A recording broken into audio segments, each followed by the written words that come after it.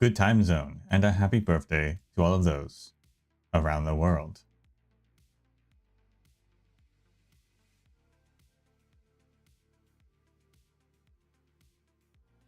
Notice anything different?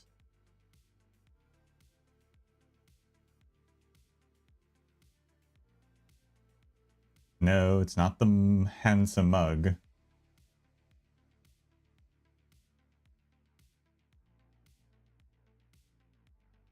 We're using a new microphone.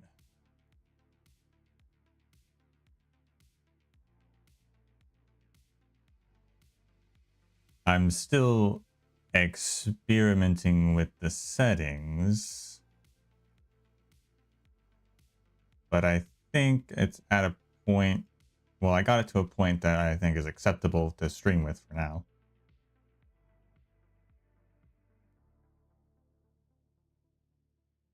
But if there's any oddities, then yeah, I'm going to be experimenting and trying to adjust things once I listen to the stream back.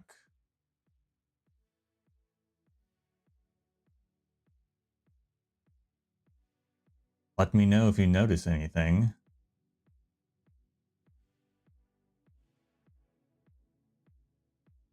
It might be a little bassy right now, is what I'm noticing.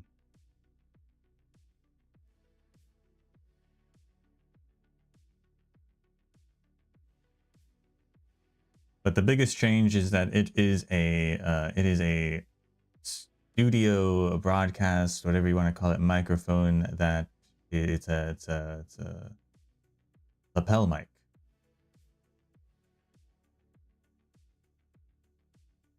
So I no longer have a giant microphone in front of my face, because honestly, after streaming with that for 3-4 years, it got annoying, blocking my view. So I knew I wanted to try out a lapel mic, which I also think is conducive for VTubing. I'm surprised I don't really hear about other people doing that.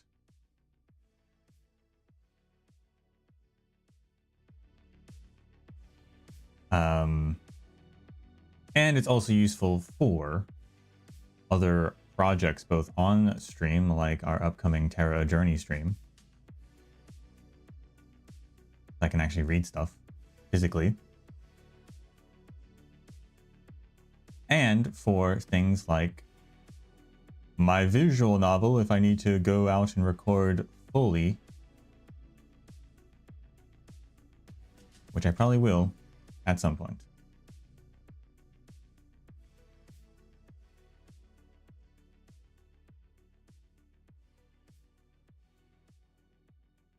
But yes, filters are a little strange, but we'll see.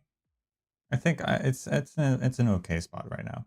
Also, the placement and like on yourself as well is still like I'm experimenting with. I think I like the sound around the center of the chest, but I've seen people do it up high on the collar, on like the side of the face. I don't know. That felt too tinny to me. But like when they do it, it doesn't sound tinny, so I'm not sure what they do. They must do some sort of, obviously, sound changing software, hardware later on, which I could do, but we'll see.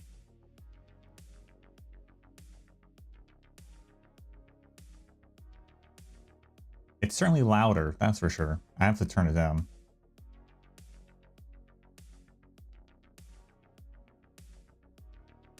But like it's louder, but the meter on OBS still has it around the same as the old one, but like somehow it sounds louder, which is interesting.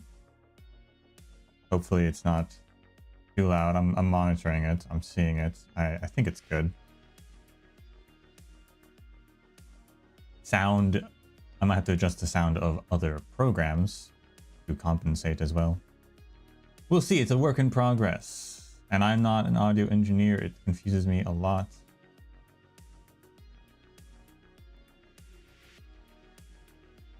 But we're good. So it's infield week.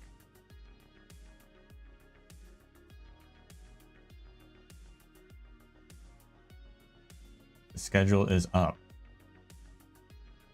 Everywhere says, I was going to put it for, if you notice, it has it on 21st. Official releases say January 22nd, but if you notice, they say UTC, or GMT rather, +8, which is a Chinese time zone. I think actually all of China uses the same time zone, so it's the China time zone. And so then I was like, well, wait a second. If they're specifying +8, then that implies that maybe the time will be different. And I can't find any official sources, but some sites did mention it. And I did find that the PlayStation site mentions my time zone, which would put it at the 21st. Late. Late on the 21st compared to when I normally stream. So, assuming that is all accurate, we will be having a late stream then. If it's not, then we'll just have a normal stream. But you know, I'm not gonna normally, like with Honkai, I would wait until the next day to stream it, but this is in-field release day. I'm not gonna miss a second.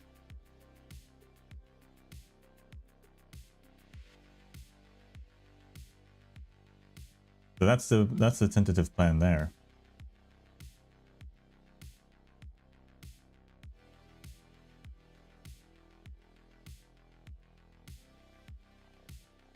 Hopefully.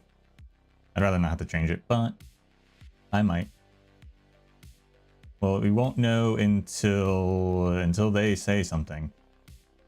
They're also saying like the preload is, I think, the 20th, but again, that might actually, or maybe the 20th. That might be today, technically. I don't know. We'll have to check afterwards.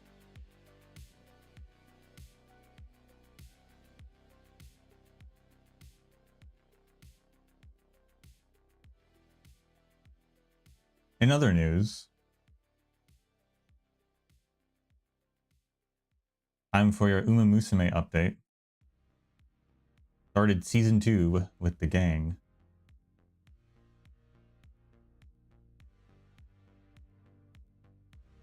And I think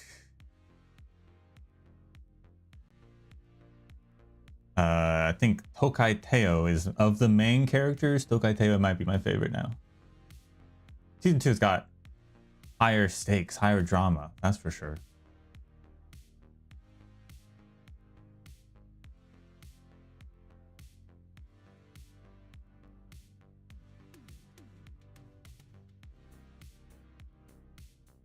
Tokai Teo, first of all, has a really good race outfit that feels like it is a competition outfit. Some characters' outfits are ridiculous, even if they're cool. Hers actually, I feel like, works.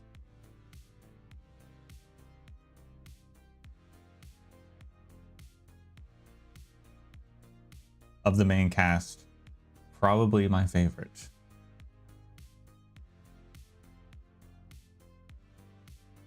But season 2 also has, for some strange reason, like a C plot with some new characters.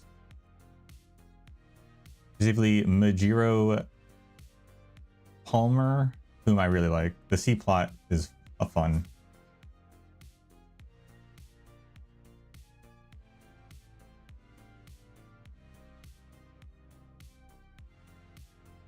So Majiro Palmer is an enjoyable background, I guess, side character. Actually, he's doing stuff because she actually has a plot. Unlike Seiyun Sky, who was just kind of there in season 1, and she's not here at all in season 2.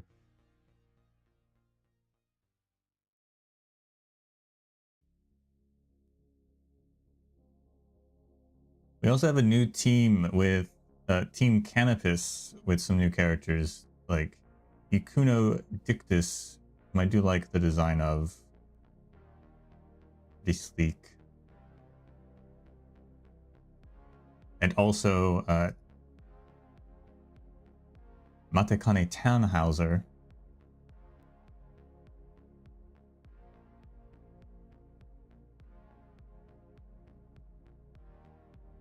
Whom is cute, but mostly I just like the name Tannhauser. I know that like it's probably more of a reference to the famous opera, but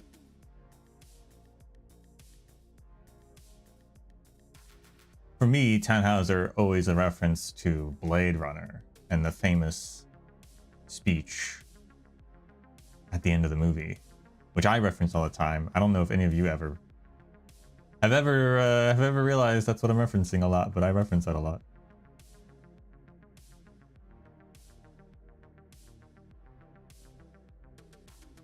So I always think of C-beams glittering off the Tannhauser gates when I hear Tannhauser.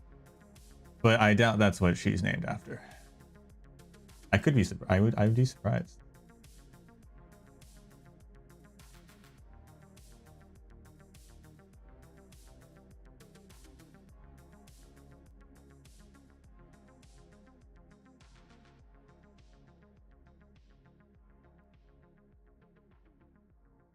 Yes, Tannhauser is named after the opera. Yeah, yeah, figured. That's fine. Anyway, that's the Uma update. Tokai Teo, good character. Palmer, fun, T character. We're about halfway through season 2.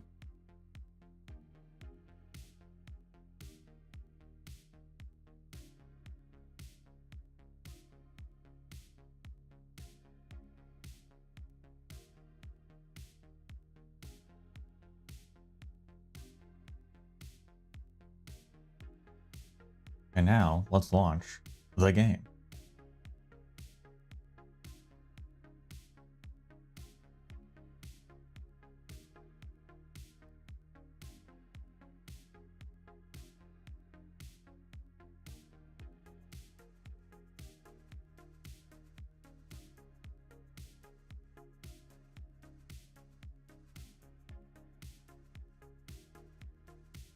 I've been doing the like side activity. I don't get it. I just do it. It's not the best one they've ever done, that's for sure.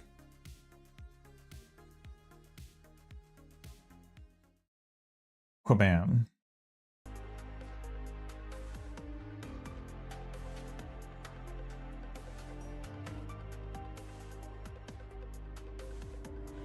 Yeah, I don't really. It doesn't do much for me.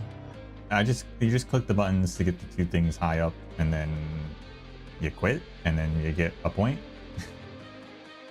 Good morning. Just saying hello.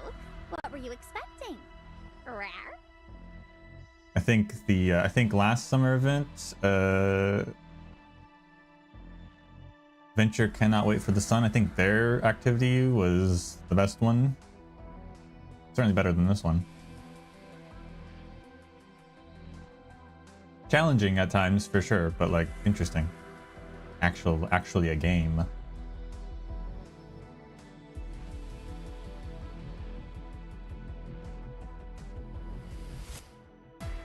Yeah, the gems. Matching the gems or whatever, crafting the combos or whatever it was.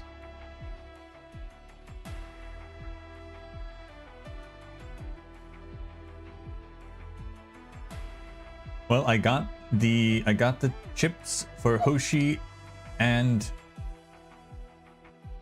we got a pull for Haruka now.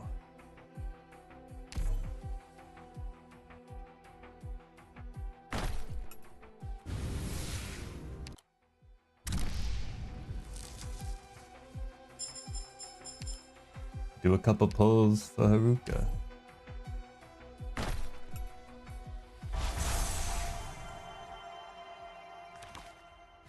Always the last one.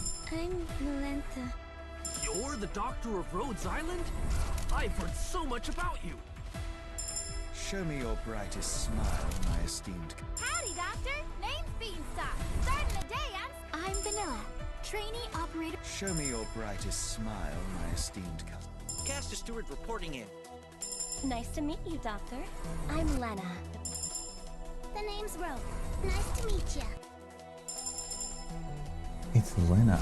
Defender operator That's another Hoshi. Reporting in. That's always the risk. That's always the risk. Also, her name is Lena and not Lena. Interesting.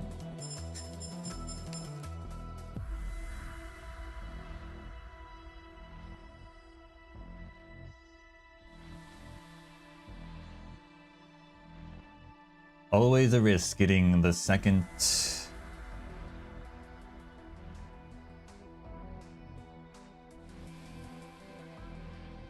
operator. I guess she's the limited one, so it's, I guess, you know, if you wanted that, that'd be better, but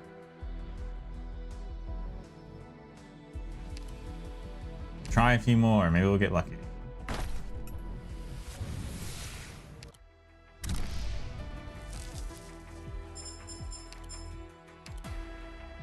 There aren't really any characters coming out that I care about anytime soon.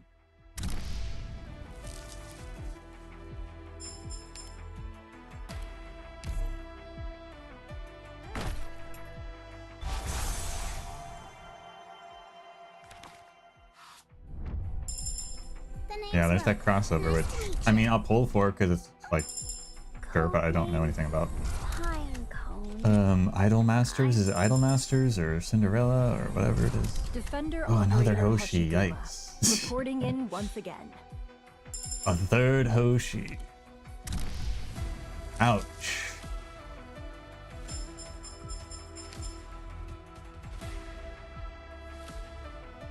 I've never pulled so many limited characters in one go before, except for Neural.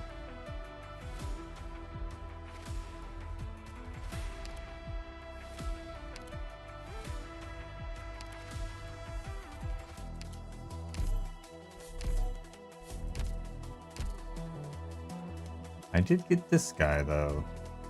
Mittum.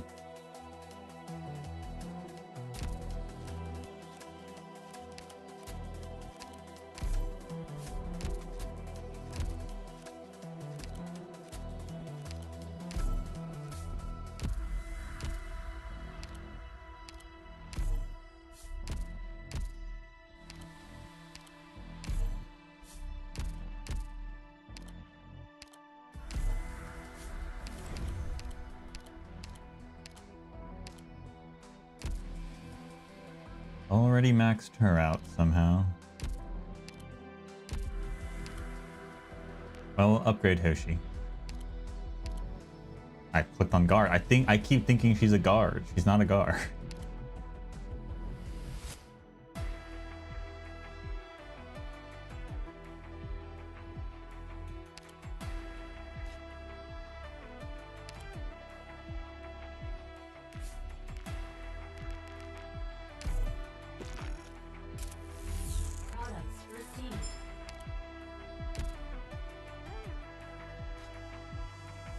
Did I actually miscalculate? I miscalculated. Huh. I thought I went off. That's awkward.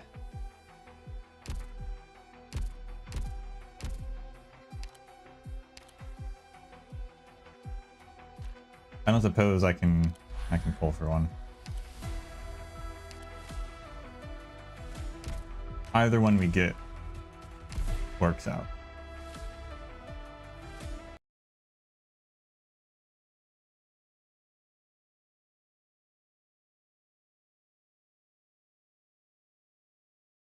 I thought I did the math correctly. I guess I didn't.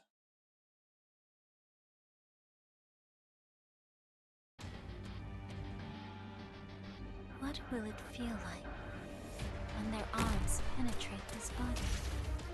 Rest at ease. The tide also rises. Follow me!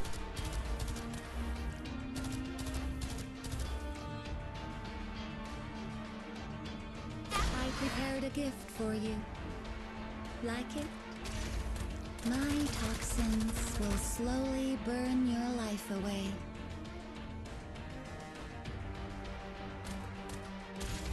With me, to our eternal home we will return.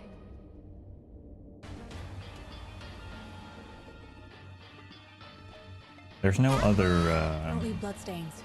They're hard to clean. Honey to me, point of order. poison to you.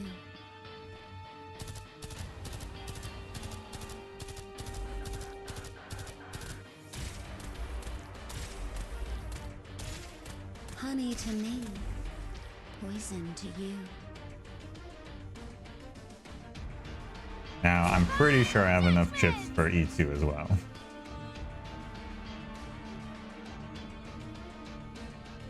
Observe and determine the form of infection. Such data will be useful for research. Poison kiss. Mission accomplished.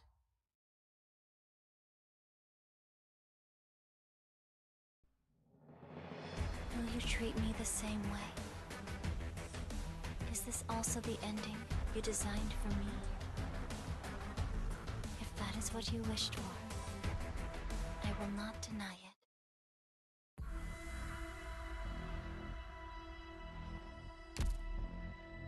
All right.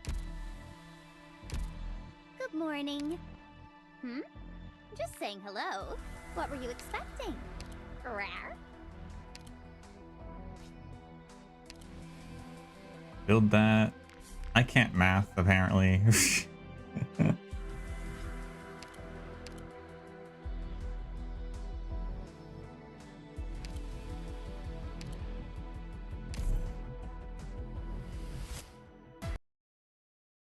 I need 2 medics or 1 that. Whatever.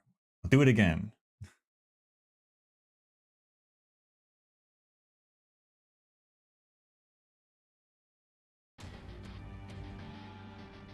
Follow my light.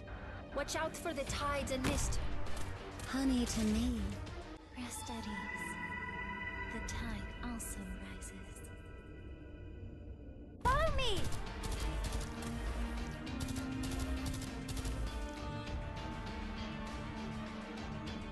Relax. I already called dibs on the most lucrative real estate in hell. To share with all of you.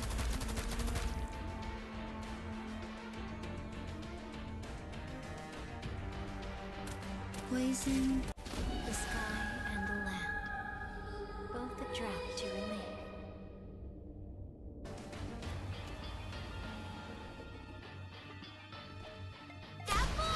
The most dangerous enemies are usually masters of disguise.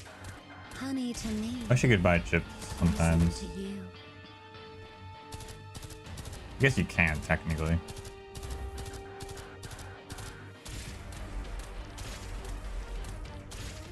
Are you hallucinating?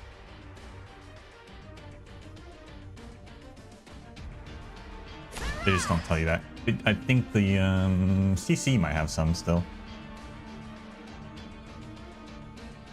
This time, I will hand down a fair verdict. Don't know which class though.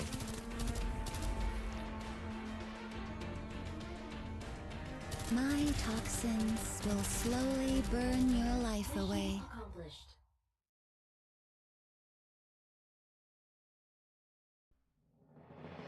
I've got a poison to melt away all these remains in an instant. Want me to show you?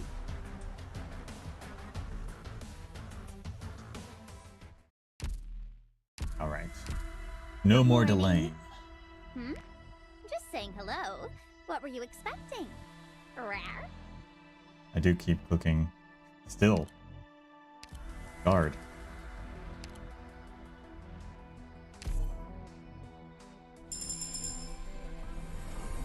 I'll still protect you even without this medal.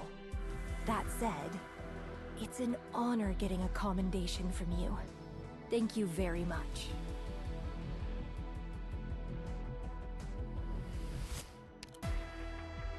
In honor.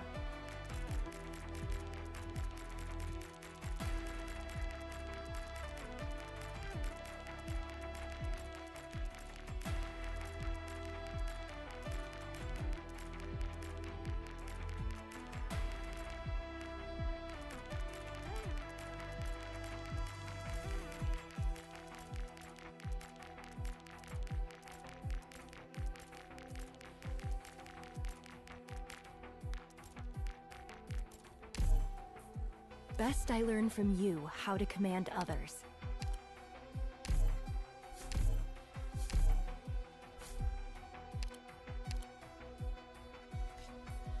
Just have to make them in the factory, and then we're good to go.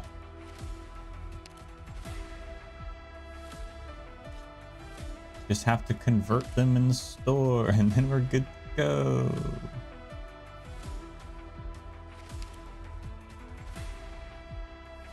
Or, you know what? Did I dream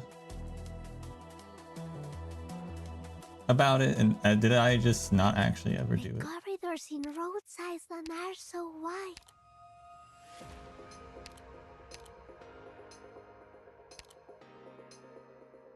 I really did, huh? Alright, well, we're just gonna do E1 today then.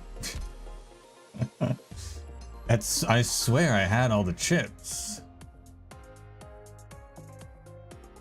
Good morning. I think someone stole them from me. Just saying hello. What were you expecting? It's the only explanation.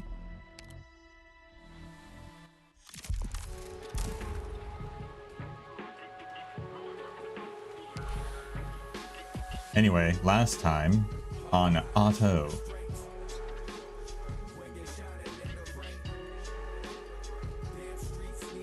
Hoshiguma has returned to Higashi, specifically to the city of Misc. After receiving a letter from her former Yakuza boss,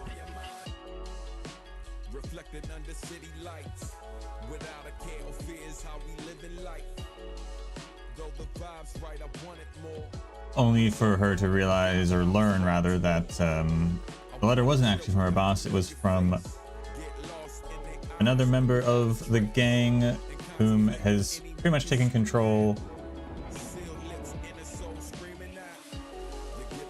and is just kind of waiting for the boss Tessai to give up or die so that he can take over Kajimachi, the town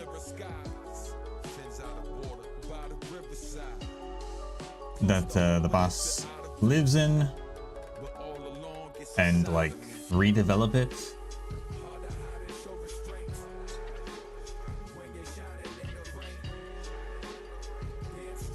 At the same time, the gang called what were they called? Like Kinseki Kai or something like that, own an idol business, and one of their idols, Haruka, is very popular, very famous.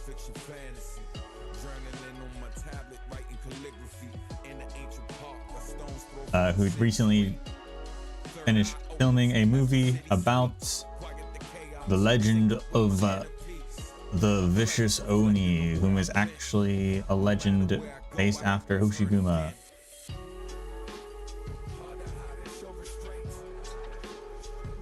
Which was filmed in Kajimachi. And Haruka really likes Kajimachi, but since her employers are actually the Yakuza who don't like Kajimachi, and like they keep getting angry at her for mentioning Kajimachi. And then she received some sort of strange vision or dream that her employers are going to offer.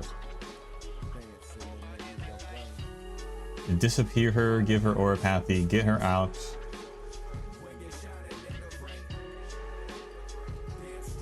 And her bodyguard, who actually works for them, was sent to do it, and she ran away. Whether or not that was actually going to happen, though, I don't doubt it, but we'll see. Meanwhile, Hoshiguma, while clearing out her old house,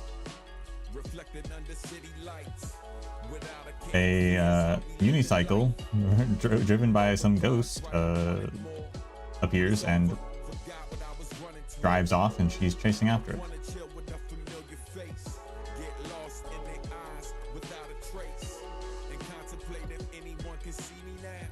I imagine knowing knowing all the things that it could possibly be, I feel like the best explanation is that maybe it's a beast lord goofing around, because beast lords like to goof, or at least some of them do. Most of them do.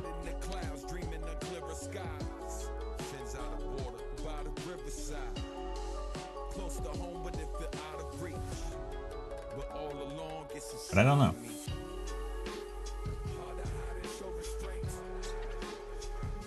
That's pretty much what happened. Notice nighttime runaway.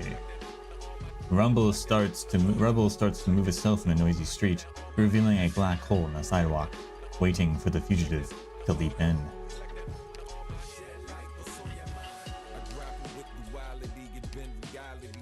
Try her second skill, which launches a shield, hitting all the blocked enemies and flying around her, right? Mission time. Perfect. I get to stretch my legs far, Oh yeah, far Taisai, away from her former boss, is gonna reforge Hanya after it was, of course, damaged way back in the main story, some early episode. I don't remember.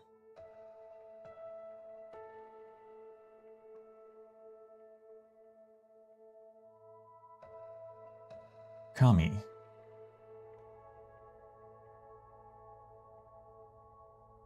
Yes, I think all the funny stuff going on around Misc has been tricks played by these Kami-sama.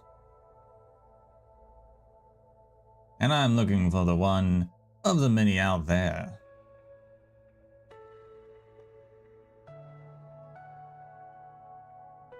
You don't believe me? Oni are more familiar with are more familiar into monastery type stuff.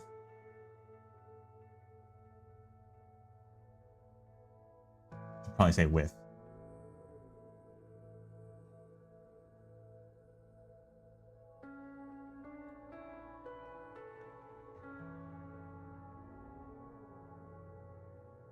Besides, I'm finding it hard to guess what sort of Kami-sama would be so bored as to hop on a unicycle and curse my house.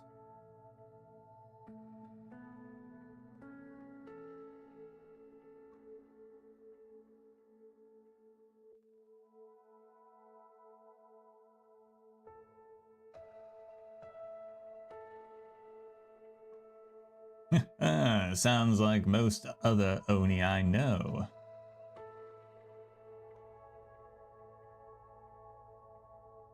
Why are you looking for this, Kami-sama? Do you think one of them cursed you?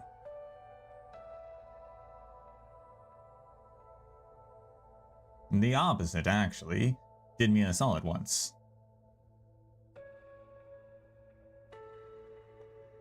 But one day it just vanished.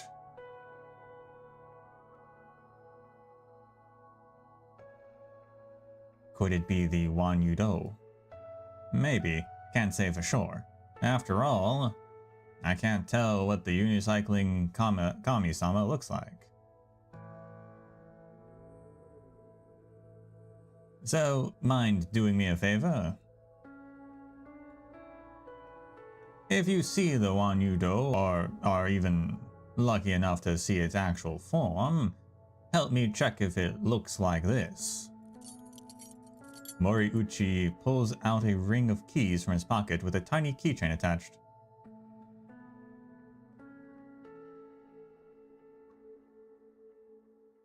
A Maneki Neko.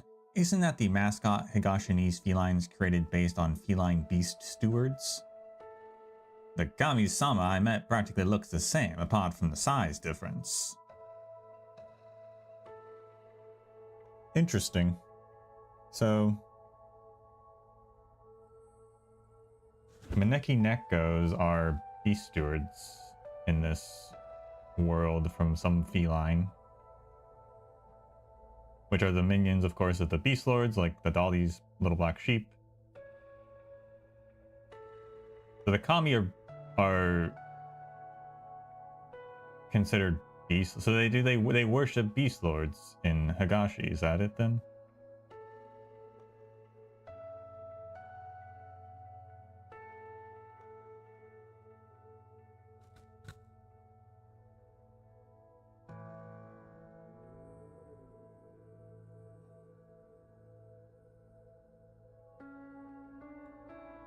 Hoshiguma-san, since you're no ghost,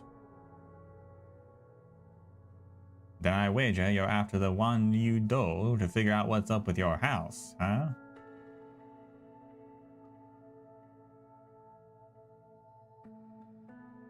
Taisho, I never introduced myself to you. Are you one of the Kenseki Kai? I actually nailed the name. Shake said, "Nah, why would anyone from the Kenseki Kai set up a yatai here?" An informant for the cops then, Shake said. "Rather throw my life away." An information broker? Does not nod or shake head. I mean, what kind of intel guy would admit he's in the business? But if you're in the business, then I don't think it's fair for you to ask me for help without offering anything in return. Nah. What sort of reward would you like, Hoshiguma-san? If it's information, I can tell you all I know. Don't worry about that. We can come back to that once I figure out what kind of information I'm after.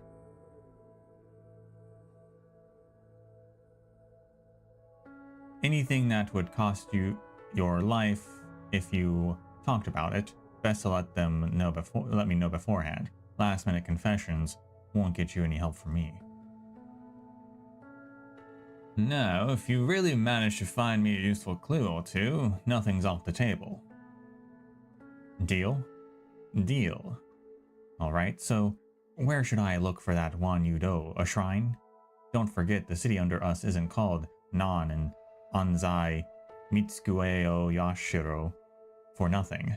This is the Southern Court's de facto capital, Mitsukue Grand Shrine. You can't possibly want me to go on a whole pilgrimage route. Of course not. Do you know where's a place locals call Kinzuna Jinja, the Shrine of Bonds? Heard a bit about that one. Though, if you know exactly which one to go, why haven't you gone yourself? Kamigami are fickle beings.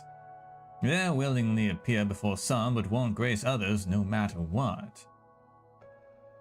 And you're part of the other group? Seems so ever since that Kami left me.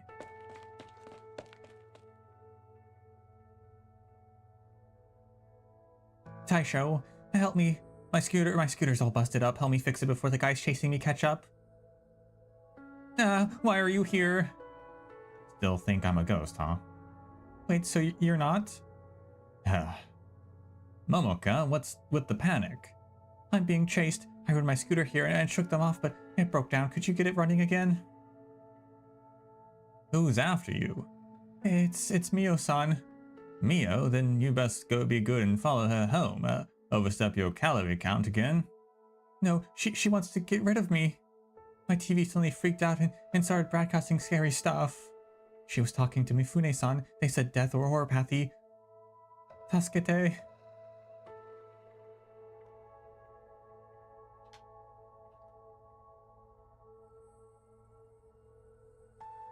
Tasukete means help me.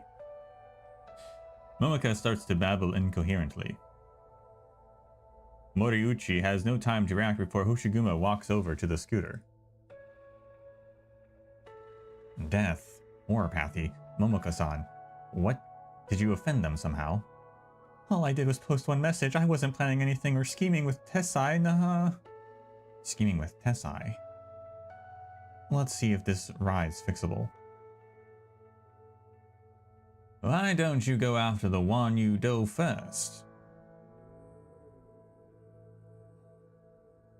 Playing dumb information broker-san? This is my second time scaring Momoka-san here. She's in a pinch now, so I should do what I can to even the score. Momoka-san, I promise you as long as I'm here, nothing will happen to you. Thank you. Thank you is just thank you with an accent. Someone's coming from Nita Street. Are they after me? Kenseki outfits. Seems to be the case. That's not his voice at all. That was Hoshigima's voice. Taisho, Go-san, save me. Go-san, me. Sorry, I don't know your name. That aside, your ride's back in action. Hop on and leave the rest to me. Go-san.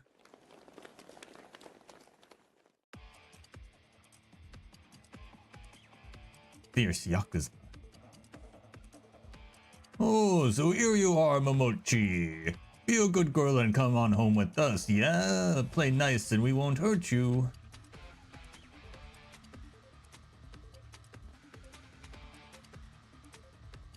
Where's Mio-san? I want to talk to her.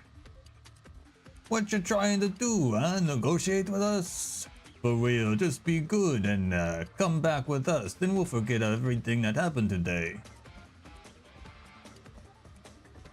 Keep running, and I can't say for sure that your pretty face won't have some new scars by the time we're done playing hide and seek.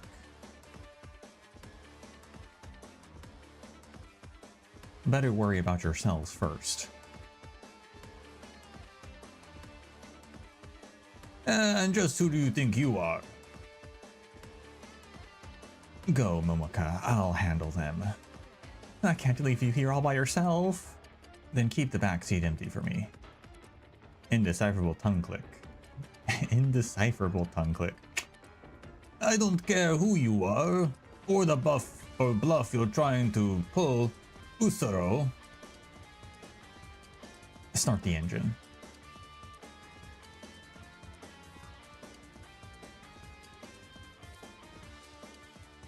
Oh my, don't think you're getting away.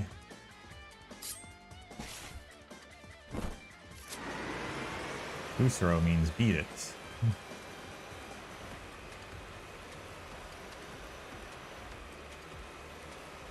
Momoko revs the engine and the one-horned Oni jumps onto the scooter's back, sets the back seat as the Yakuza's weapon swings through the air.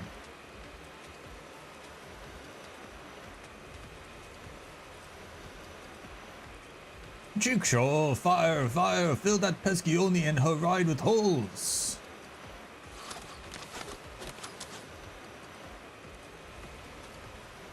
What do we do? Jigsaw means, like, damn it.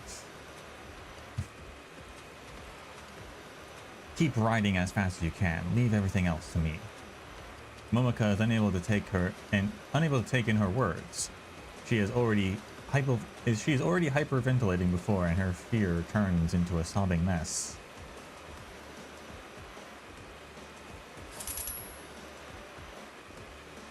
But through her tears, she realizes the lack of crossbow bolts flying past her.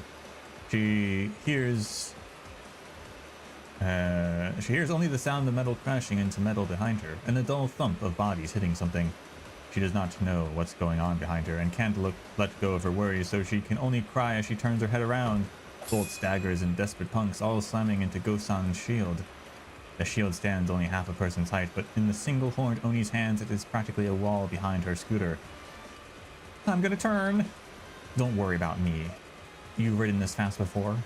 Oh, only when I'm filming and it's fake and I don't have any other choice anyways. What did they teach you when you were filming? Counter steer, then lean in. Yeah, just do that. Momoko wails even louder as she imagines failing to pull off a counter steer. She can already picture a scenario in her head where she pushes too hard, sending Go-san and herself flying straight into the Yakuza's hands. Whatever. Sparks fly from the vehicle, but it still manages a thrilling turn around the corner. Now going straight, Momoko bites her lip and grips the throttle tightly. The tremendous velocity even blows her tears off her face into the breeze. The clamor of their pursuers gradually fades away.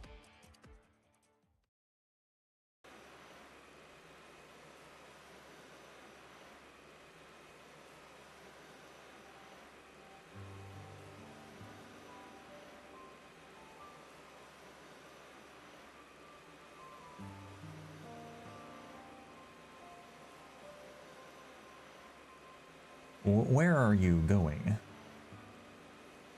I'll make sure you get there safe and sound before I head over to the shrine to help the Taisho out.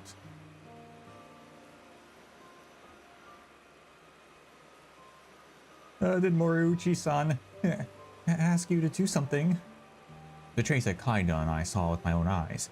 A unicycle ridden by an invisible being. Told me to go look for it at the shrine. It appeared next to me in the middle of the night, and I chased it all the way to his yatai before you came to us. In the middle of the night? A Kaidan? Scared. Then let's split up. No, I'll go with you. I can't go home anymore, much less the agency. There's nowhere else for me to go. I can't go with you. You can, but keep your voice down or you'll draw in those guys again. Done with all the screaming now. Does your throat hurt?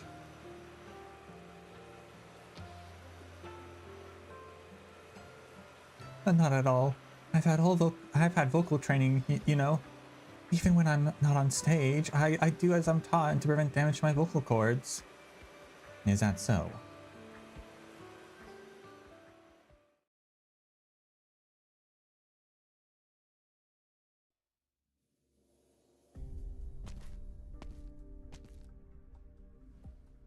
You're back. Just doing a bit of work. Brought something back here. Did Kinbei ask you to send me something again? I won't be able to use it, so go back and leave me to my work.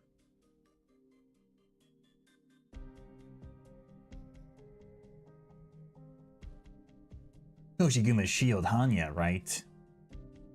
You met her. Even if I didn't, I've heard enough of her from you over the past few years. Take that strange mask off your face. Why do you care what I wear? Didn't Kinbei tell you to put that on when you went over to his place? I said you were too honest with your emotions and lack the composure of a leader. All you did was throw tantrums at home and scratch the shoji screen doors with your worthless book doll. He tells you to hide your emotions and you put this on like a good boy? Do you even know what kind of do you even know what could be hiding inside that mask?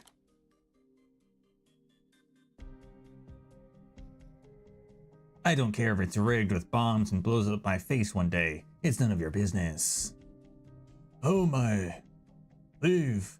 I want you and your lousy mask out of my sight. Leave me? What about my mother? What about her? Today's the day she died, Chairman Tessai. Today? You forgot everything. All you think about is your reopened forge.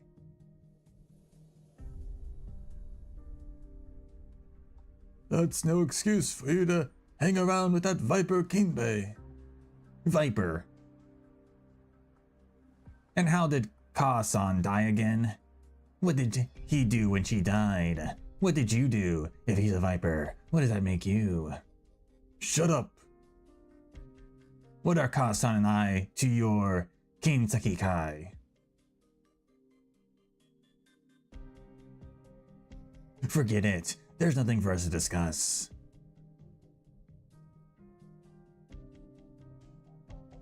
I'm going in to pay my respects to her. Don't get in my way. What? What is it?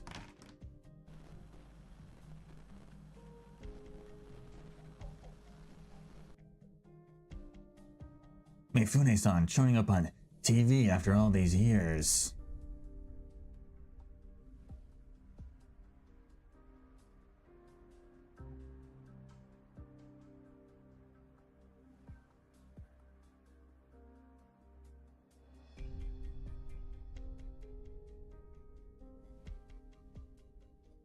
That was a fun pachinko shash.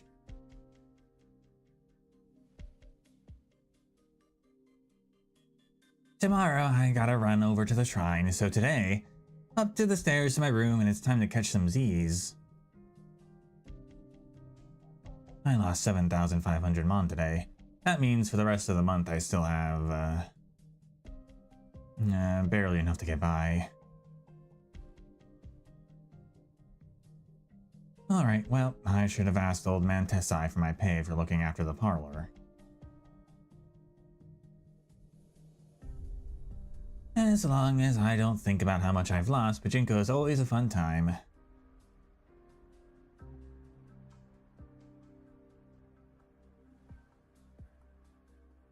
Face wash, done. TV's on, terminal charging. Huh? Newsjacking, what's going on? Wait, why is Kichi-sei jumps up from her futon and stares at the screen in shock. Kinbei.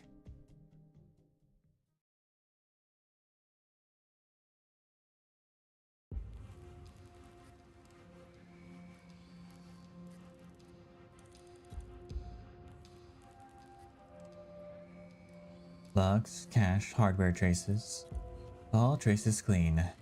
From terminal placements to signal, hijacking, and aftermath, the whole process took about 2 hours. Everything that had to be verified is done. The broadcast linking to 5 monitors, or live monitors, and live subtitles.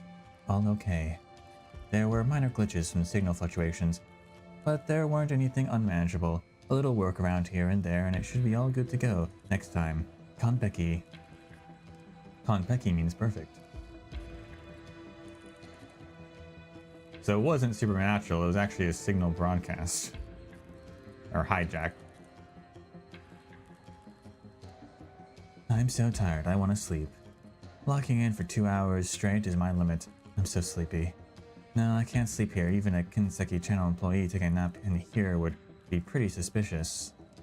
I have to go back to that cramped and lousy office. An interim broadcast. Oh, gotta hide.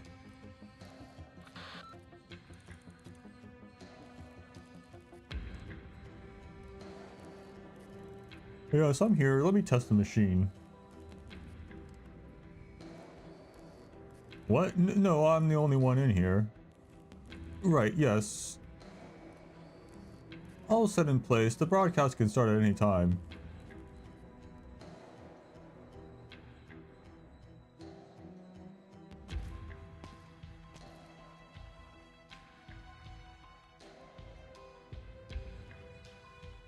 Character for next event. Maybe. Mio-san, what a rare sight.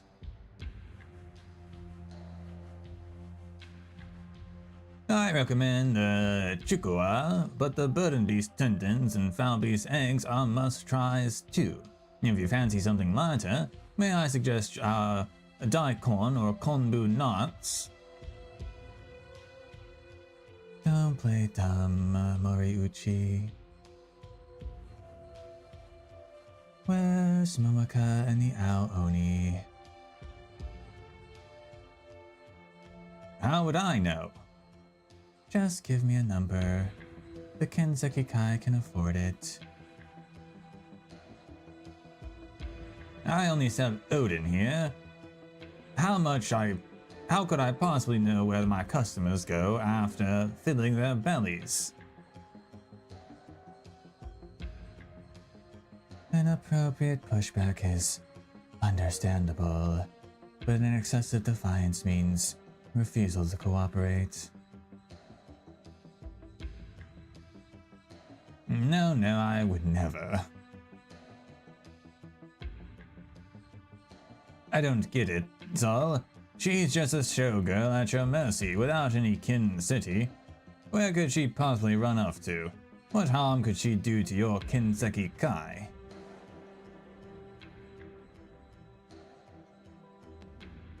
Are you trying to pull information out of me? I wouldn't dare.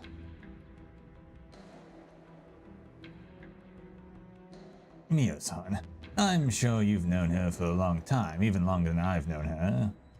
She got to know me because my Odin's yummy, and I know all about the Kaidan in the city. I only offered a few comforting words, and to be honest, we're not that close at all.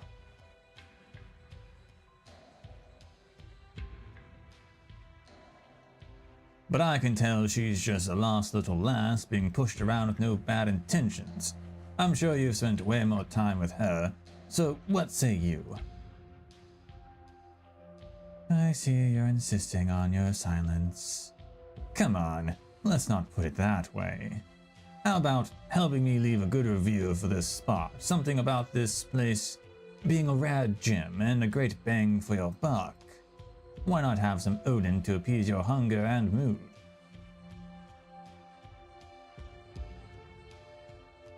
Chikuwa, tendon, egg, daikon, and kombu nut, one of each. Mio-san, you... So you had no intention on giving me a free meal. I see how it is. Fine for Momoko, but not for me. What? No. I just thought you'd never allow me the honor of serving you my humble cooking.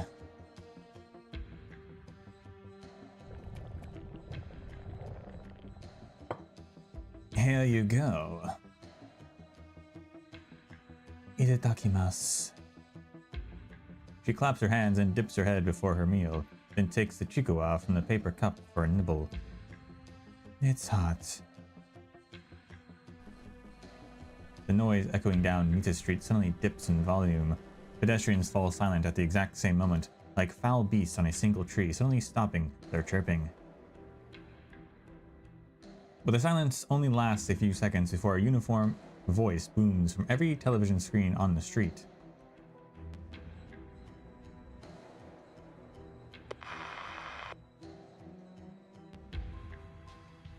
Good evening, citizens of Misc. I'm terribly sorry for having to take up your time. I, Kohei Mufene, have news to break to you all. When's the last time your boss showed his face on a program? More than a decade ago. The singer and actress Moka Hanyu is currently missing. I repeat, the whereabouts of popular singer and actress Momoka Hanyu, who has a long-term contract with our company, are currently unknown. According to the reliable sources, Momoka-san's disappearance is closely linked to the Kaidon tales circulating in the city. We are still verifying how they are related to the situation, but we are certain of one thing. At the core of this strange incident is the Ao Oni of Kinseki Kai, the single-horned Oni among many more nicknames. A female Oni with one horn, long green hair, of tall and sturdy build, said to carry a large triangular shield. She vanished 2 decades ago, spawning the myth that she was haunting the city as a vengeful spirit late at night, killing anyone who's been connected with her. Many attendees report seeing this individual at Momoka-san's concert. As for whether she is truly a living being or a pretender or a genuine spirit, we are as yet uncertain. As the man responsible for the company Momoka-san is contracted to, I make a sincere appeal for the general public to contact us with any clues. You will be rewarded handsomely. I'm sure Momoka-san also harbors hope that you will help her out of her plight.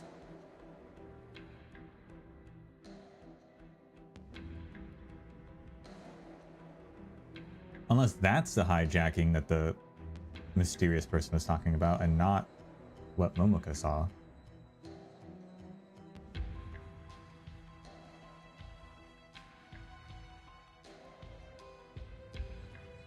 Just for what? To find Momoka and the Ao Oni? What did they even do to provoke Mufune?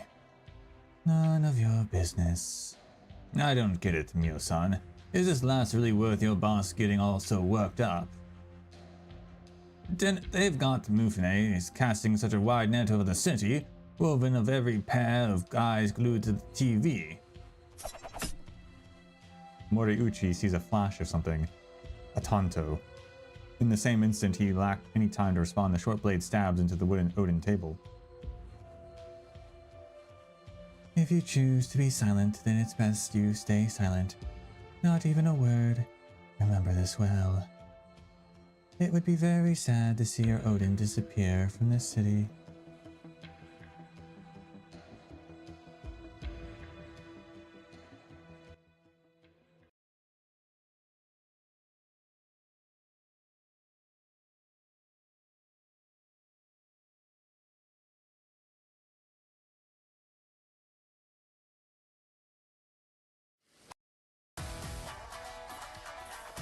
With my blade, I decree. On to ninja. Okay.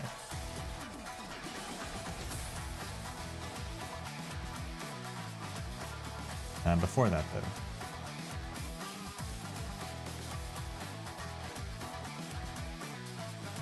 I have to be right back, real quick.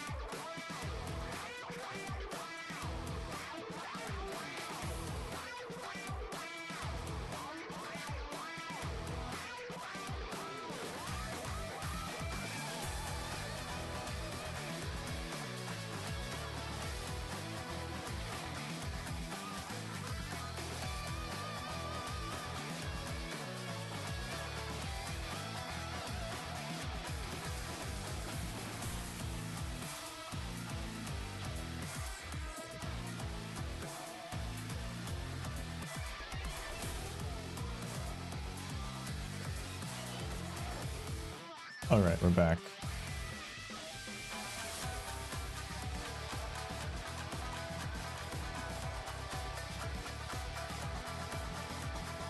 Dontan Ninja.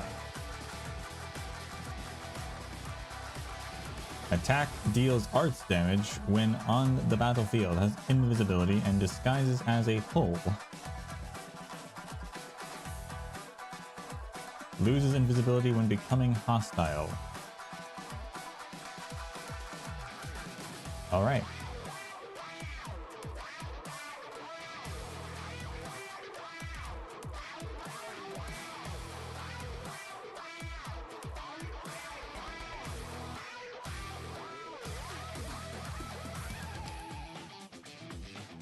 How do I not have a hole, though?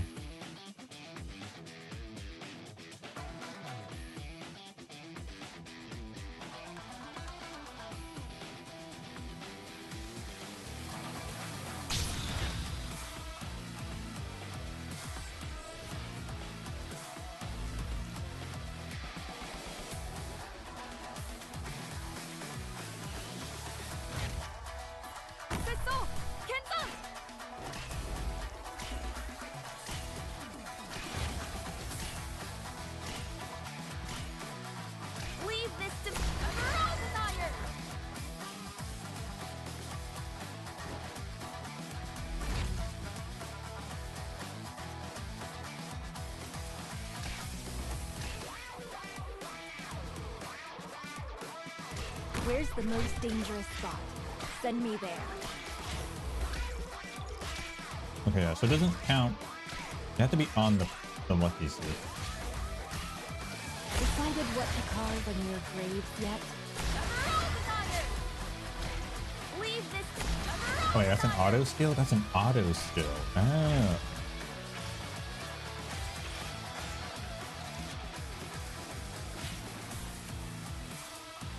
I see.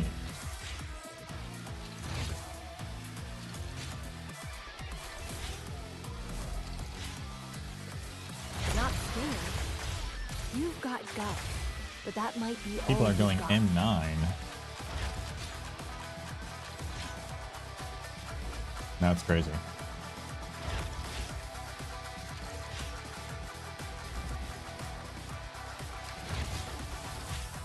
Decided what to carve on your graves yet?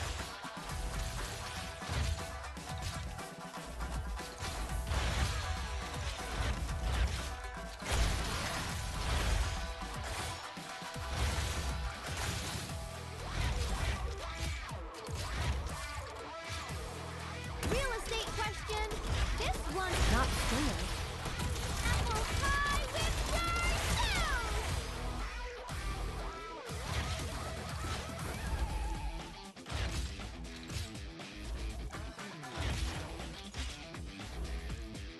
Not scared. You've got guts, but that might be all you've got.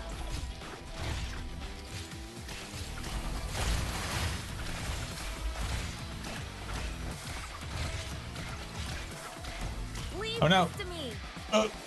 Please, no hits. He jumped over. Standing by. I looked away for 1 second. Oh my gosh.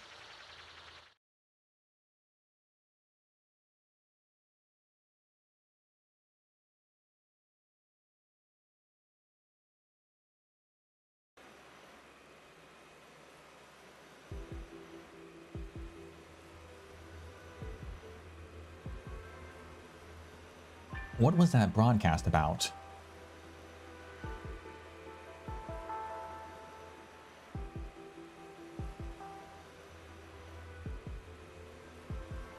I don't know. Did Kimbe used to be a TV host or something? Kimbe Mifune.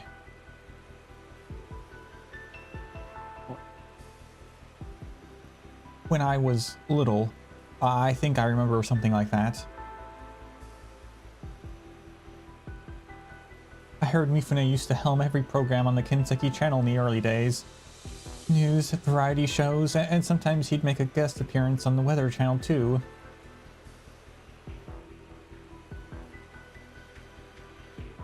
Come to think of it, I think I even helped them do a few of those long weather forecasts.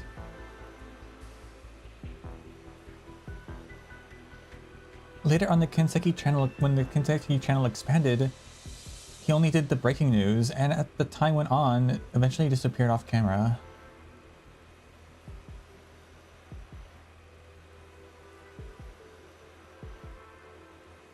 So, what he wants now is...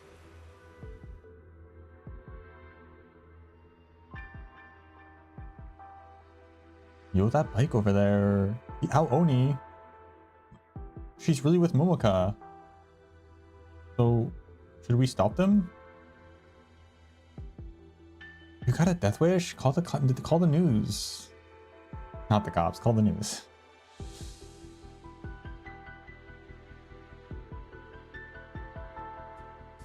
Just look, her sobbing. I bet the Aoni kidnapped her. Maybe she's doing some mind control stuff too.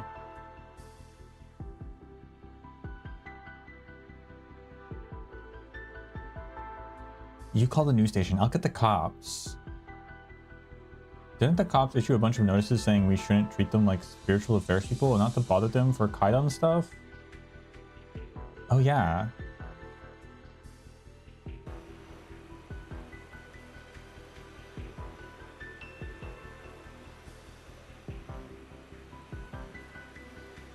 Yeah, we should speed up. Momoko is going as fast as she can, but Hochiguma still feels her vision only repeats some sort of gigantic loop. How did they know Momoko is crying? That person really did have sharp eyes. They drove by for like 2 seconds.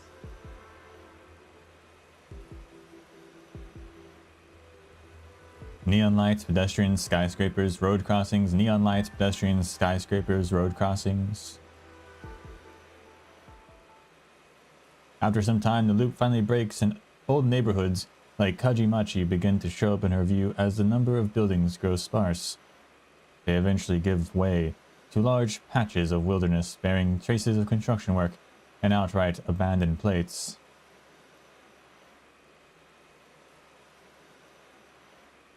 The sky gradually brightens.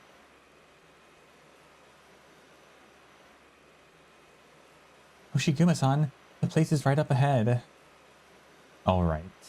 Wait, you should slow down. We're gonna hit the gate at this rate. Momoko hits the brakes hard, but it is too late.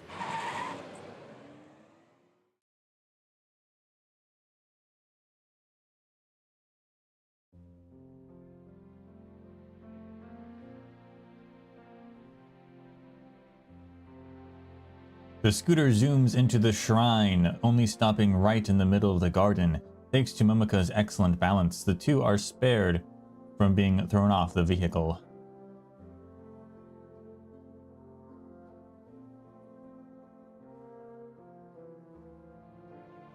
Oh no, what if they think we're being rude? Kanushi-sama, a woman's fighting her way in again. He's on a bike this time. Again? I don't know why, but no one's stopping her. And they're right in the center of the courtyard. Them? Check and see if it's a Volpo, won't you? A Volpo? No, it's an Aegir and an Oni. They brought back terrible memories of the last time, and I didn't look at them clearly in my panic, sorry. It's not your fault. That concern wrecked your nerves. Whoever our guests may be, I'll simply entertain them. The rest of you calm down and focus on your own work.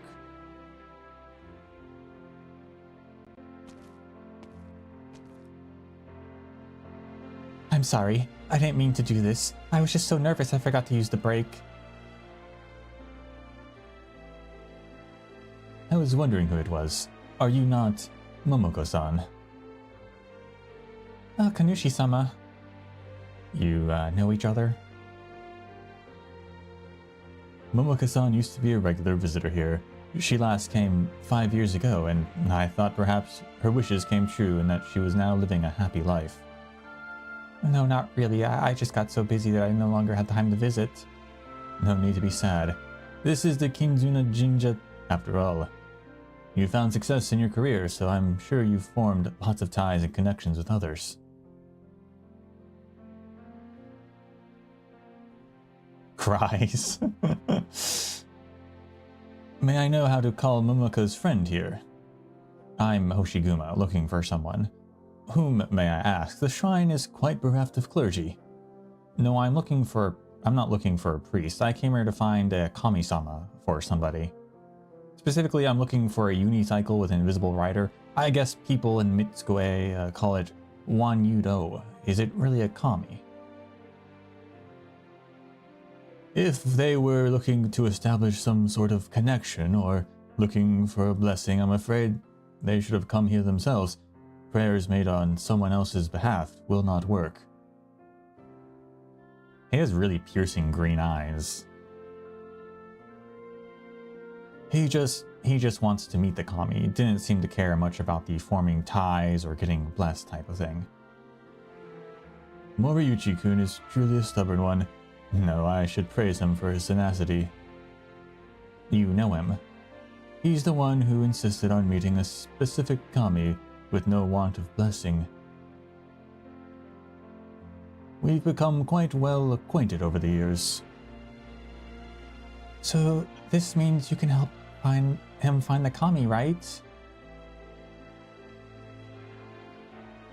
Nah.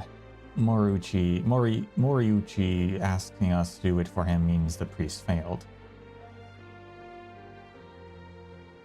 It is as you say. We priests cannot do anything if the kami themselves are unwilling to appear. Well, the two of you haven't technically disrespected the shrine other than driving your scooter onto our grounds.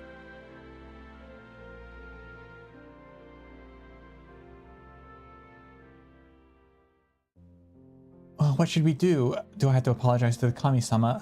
How do I do that?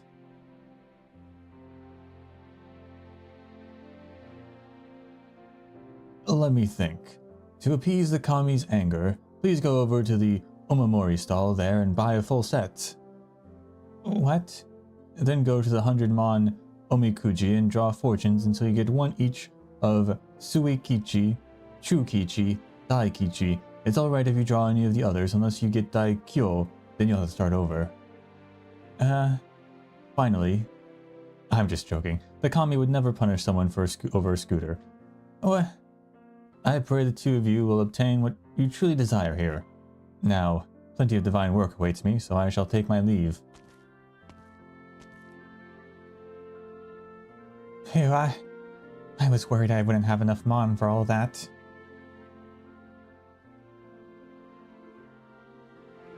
Seems like the Kanushi isn't going to get in our way, so things are going pretty well for us. Let's take it easy. Why not go over to the Umikuji section for a break while I look around the place? Yeah, that works. Hoshiguma slowly goes around the vacant shrine grounds. She knows so little about shrines in Shinto that she cannot even tell if it's a Honden, Haiden, Hayden standing before her. Yep. The only things resembling Moriuchi's keychain are the two statues behind the stone lanterns that were obviously based on Pero Beast Stewards. But the breeze here is cool, and she cannot help but to recall her youth when she visited a monastery with her father. Her father and Tessai's figures appeared and disappeared before or between the pine and cypress trees, and the abbot pats her head, and she hears the tale of the first Oni. Yes, what is the first Oni?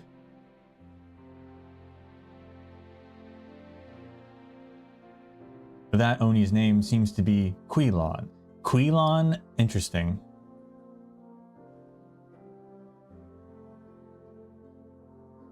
So they consider Quilon to have been an Oni, technically. Even though the Anasa also were part of the same group that traveled with Quilons, but they consider Quilon an Oni. That's interesting.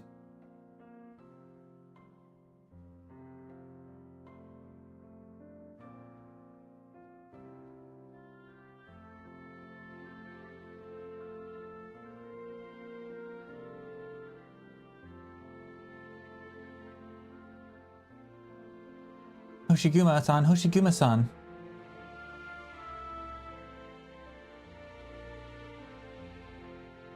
What's up? It's bad. You got a Daikyo? No, Suichi Ikichi. No, I didn't mean that. I mean, I heard something.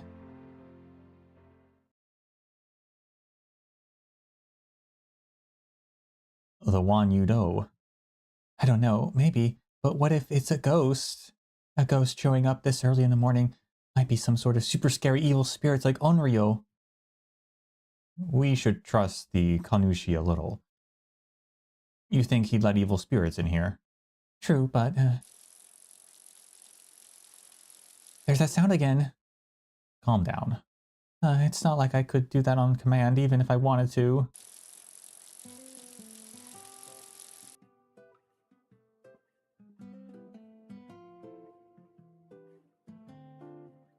I didn't expect it to actually show up here. There's tracks in the ground. The unicycle seems to realize its tracks are giving it away and turns toward the stone pavement. What do we do? Isn't it better for us? Now it's locked onto the stone pavement.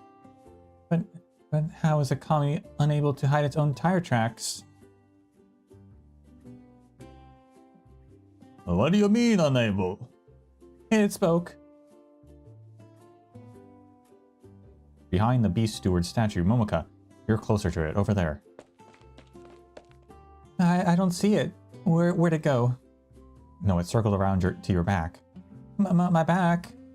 Ghost after me. Misfortune befalls anyone who sees the one Ryudo, but it's actually chasing me. Is my life over? Instantly, the girl and the unicycle seemed to change positions, the latter now hot on Momoka's heels. As if she was being chased by it from the very start. Momoka, hold still. Still? She does not grasp what is happening, but still subconsciously stops her steps. Hoshiguma snatches the chance to hurl Hanya out, and the giant triangular shield blocks the unicycle's path, forcing it to break. Now keep holding position, Momoka. I'll catch it. Don't panic if it runs towards you. Okay. Hoshiguma closes in on the unicycle, blocking it from any escape route. It stops in its tracks as the handlebars twist left and right. Perhaps it does not know where to go, although it is no difficult decision. On one side is a tall Oni, on the other stands an A-gear it has just chased all over the place. The pedals spin frantically and the unicycle speeds straight for Momoka. Momoka, grab it. The unicycle dashes toward her, and Momoka's instincts scream at her to turn and run, but she keeps it a thought and does not move her legs. Yabai. Yabai means, like, this is a unfortunate situation, or a dangerous situation. There's no other way. It's over, it's all over. Such thoughts flood her mind as she stands there like a foul beast in headlights. The unicycle approaches. According to the Kaidan tales, if she is doomed. Wait, that's not right. Wasn't she already down on her luck before running into the one Ryudo? Or maybe, if she hadn't run into Hoshiguma at the Oden Yatai, she would long since... Momoka gulps, looks at Hoshiguma, then at the unicycle only a few steps away from her. Instead of retreating, she jumps forward. Water. Kanushi-sama, someone's disgraced the shrine by jumping into the pond. Momoka, Hoshiguma too. I don't know what's going on, but I'll help you two out. Forgive me, Kanushi-sama. Oh, Kichise. Hoshiguma, Kichise. Is that? It's a ferret? Is that the unicycle right there? A little ferret? And one side of the pond lies a small unicycle leaning against the rock, pedals still moving on their own. The thing on the unicycle appears before her with a cycling helmet fitted perfectly on its head. Its bright round eyes stare somewhat helplessly at all the water dripping to the floor. Beside her, Hoshiguma's expression softens after making sure she's alright. She nods in greeting to the person behind her, who Momoka guesses is Kichise, then turns to look into the distance. I was not expecting a ferret. The unicycle maybe, I guess, is smaller than I thought I was picturing. The helmet, for sure. No matter what happened, it seems like she's finally accomplished something. So in the end, it was a ghost after all?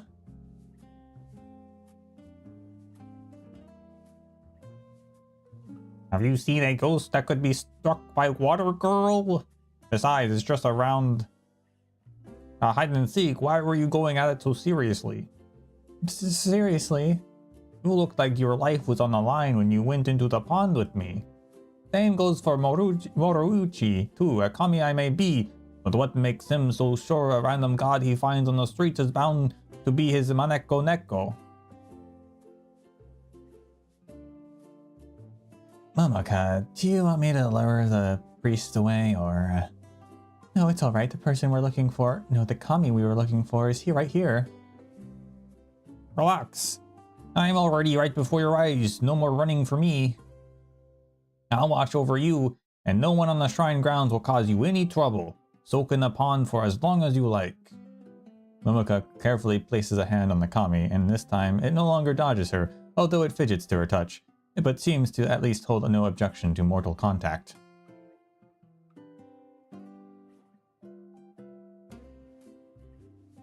The cool breeze drags slowly across the pond, as if all that running and chasing that happened before dawn was merely a strange and messy, but not terrifying, dream.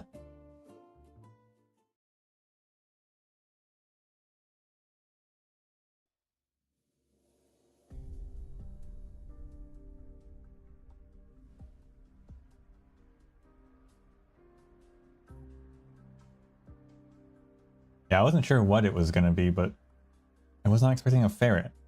That's for sure. It was nice to have a new animal for the Beast Lords.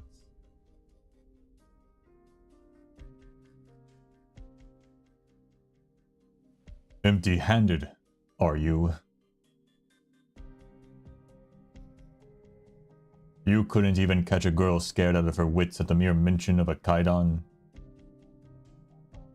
Silent, are you? We're all family here. We can laugh all this off, yes? That's not it, Oyabun. She was with the Aoi and we weren't strong enough. Weren't strong enough? Mifune takes a fierce step forward, eyes nearly coming into contact with the bold Yakuza. Colluding with Tessai to obstruct Kajimachi's development, disobeying my orders and fleeing without permission, even getting mixed up with that individual. Do you think you can get off just saying you weren't strong enough? Oyabun, do you know what happened to Takehiko? Yes, you were forced to kill him with your own hands and afterwards organize a grand funeral for him, even weeping as you held a memorial at his grave.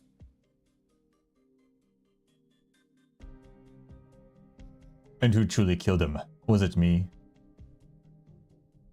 Of course, it was that old bastard, Tessai. It was you, all of you. One by one, you proved your incompetence, allowing Tessai to get off scot-free, and that's how Takehiko died.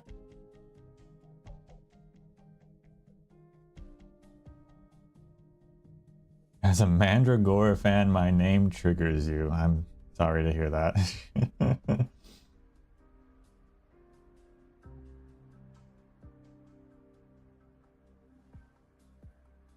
As a person with the name Victorian,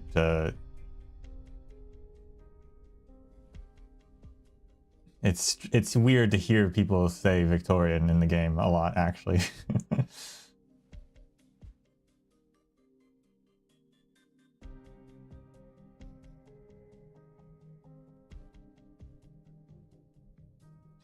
Mifune's hand slowly reaches inside his sleeve, as if to take something out.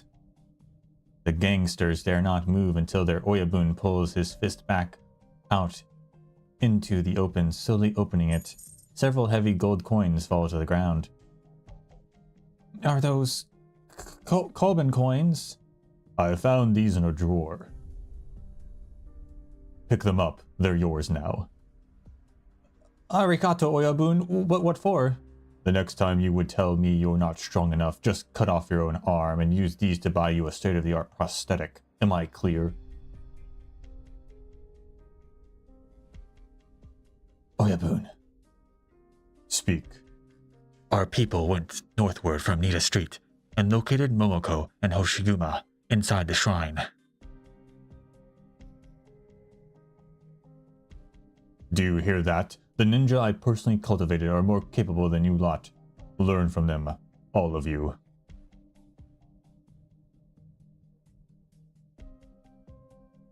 The shrine, Yes.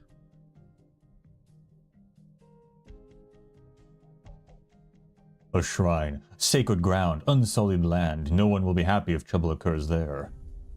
You mean? Take this useless bunch and surround the place. But be discreet. Just make sure there is no way out. If they intend to hole up in there, send a few men in to force them out. Don't let anyone they've had contact with off either. If you can't make a move near the shrine, do it elsewhere.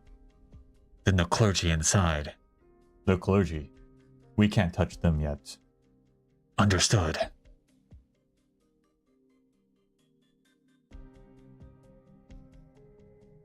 Go. I have guests to see.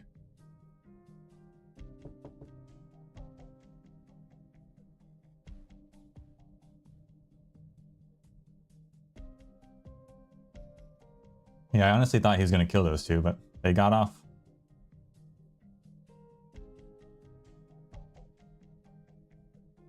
Mifune-san.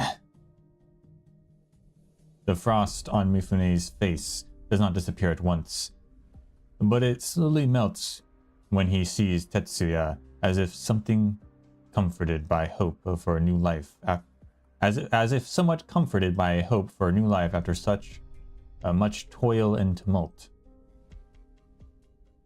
The guys who just left. Some slackers as always. You're the hardest worker I've got. Enough about them. How was your home visit? The old man is the same as he ever was. Don't feel bad. I remember where you were only...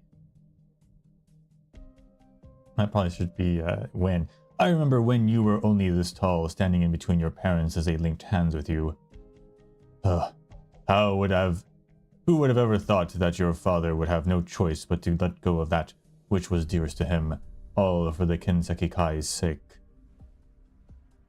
Mifune-san, there's no need to compliment my father. Being chairman for too long has robbed him of all human emotion. That can't be true. The bond between parent and child is stronger than any other tie. I used to treat your father as my own in my younger days. Unfortunately, the old man scorned me, and that's how our hostilities began.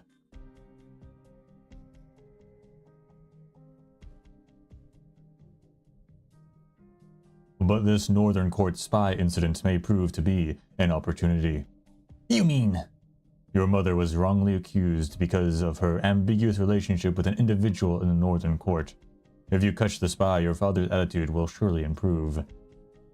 And it just so happens I have the latest intelligence in my hands. Tell me, please. No matter where the spy is, I'll root him out. This spy is in Kajimachi, and is highly likely to be related to the so-called haunted house. No way! Hoshiguma-san! No, she has nothing to do with this. Only returned here by chance. But I can't get in there if she stops me. Simply go in when she's away.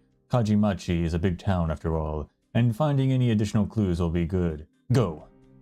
Yeah, at once!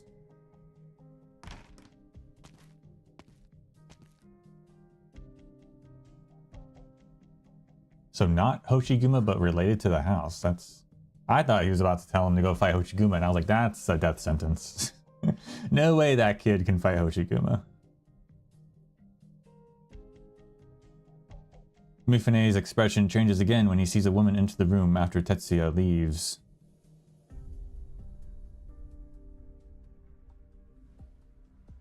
Tired, weary, impatient, and a sort of confidence mixed within a sort of certainty that everything is under control and he merely has to wait for an opportunity to strike.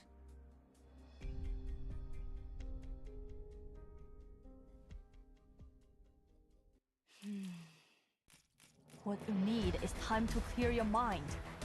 As one of Rhode Island's leaders, you must not make the same mistake twice. Remember this.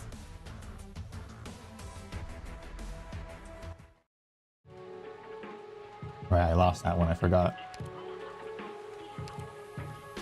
Do that again.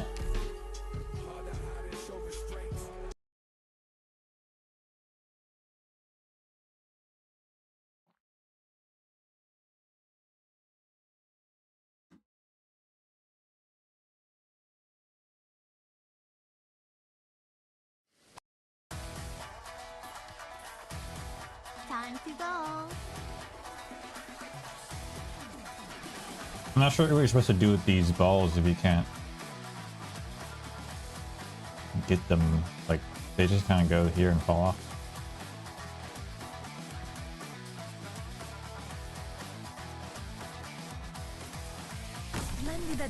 a quest'oggi.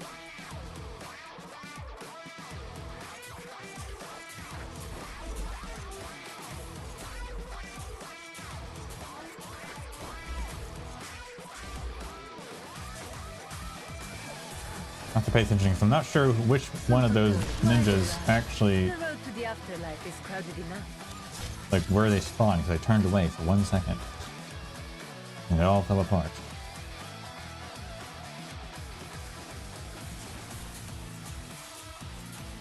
So much flowers invite. The lady in suit and tie dance with her blade.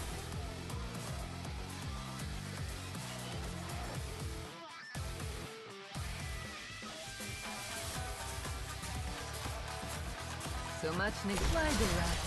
The road to the afterlife is crowded enough.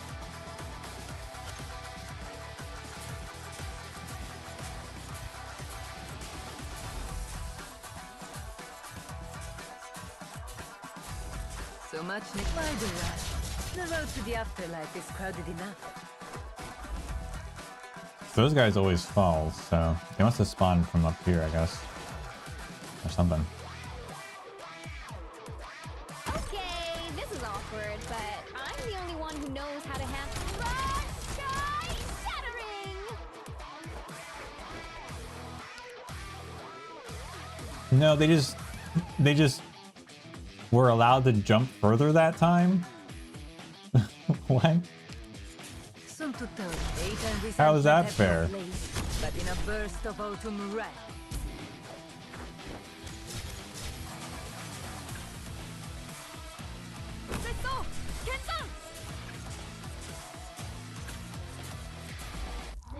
Weird. Okay.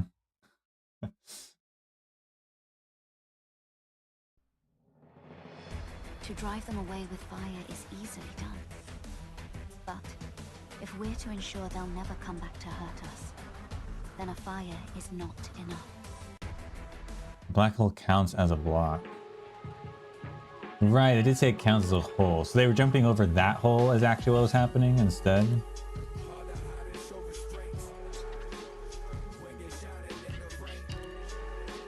Okay, I see. Okay, that makes sense. An introverted ninja, disguising himself as a hole. He may look ridiculous, but he's harder to detect than you might expect.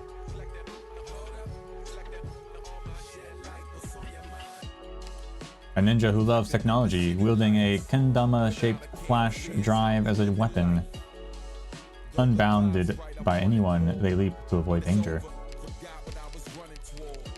A Kinseki Kai underling who goes into deep self-doubt if he falls, stopping to philosophize about his own existence. That is why he remains an underling.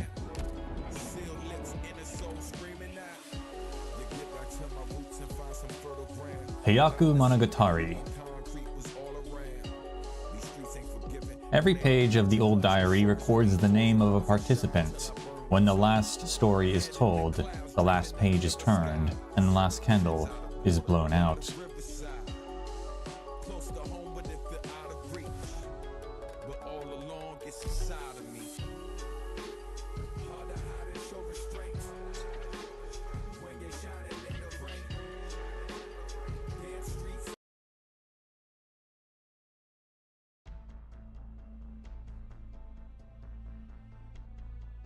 Mifune-san.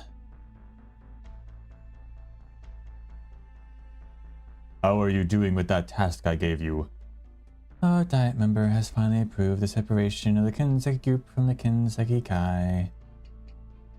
As long as you now accept the role of chairman, the Kinseki group and the Kinseki Kai can go their separate ways. Then why don't we hold the succession ceremony during tomorrow's fireworks festival? What do you think? Tessai's views have not changed. Now, he even has Hoshiguma on his side. Is one day really enough time for us to... Yes. I saw your brow twitch. I know what you're thinking. You know I don't joke about things like this. Yet, you still don't believe me. Basically, you think that I shouldn't have forced you to forge a letter in the old man's name, and that calling Hoshiguma back here did nothing but cause trouble for everyone. Is that it? 20 years ago, Hoshiguma and that shield of hers spilled quite a bit of blood. After all, it was the last thing the old man forged. Mio, have you ever been to his home? Yes, many years ago. What is this house? What is his house full of? Televisions. That's right, televisions. The old man might be stubborn, but his instincts are still sharp some of the time. He knew that if the Kinzeki Kai continued their unending torrent of bloodshed, we would be bound to be destroyed sooner or later. So he set his sights on orangenium crystalline components. He quickly converted his metalworking shop into a workshop for crystalline components, and it was an instant success. After that, the old man no longer had time to forge the legendary weapons he loved most. Just as his crystal business was really taking off, the old man suddenly acquired the materials, techniques to forge shields from a fallen noble house of the Mitsumoto faction. They say that he spent nearly half of the group's liquid assets to acquire them. That shield, the last shield the old man ever forged. The shield that spent so many assets to acquire. Do you ever think it might have had some special significance to the Kinzeki Kai?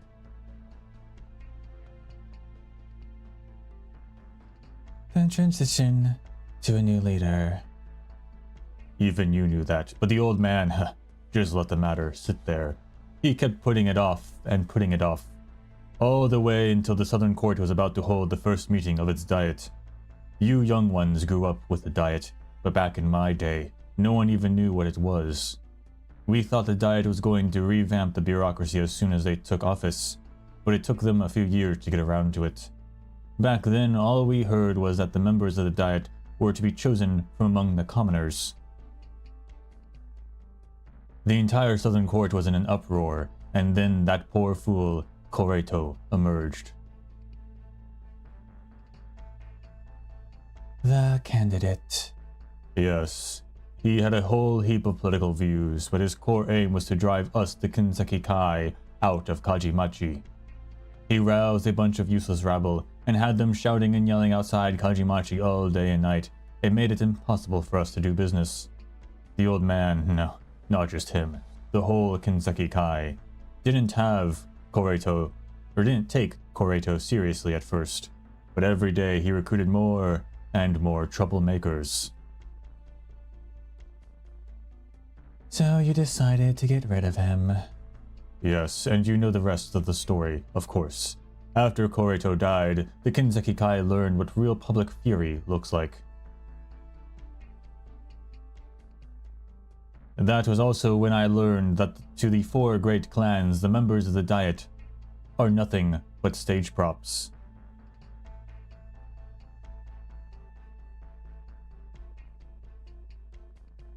But to us, they're people who can decide our fate with a single word. With all due respect, you could just come out and say it if Chairman Tesai refuses to yield. You'll need Hanya at the succession ceremony. I say, sometimes you really do sound just like him. Of course, Tesai lording it over me is one thing. Hearing it from someone else steadfast and frank as you is another thing entirely.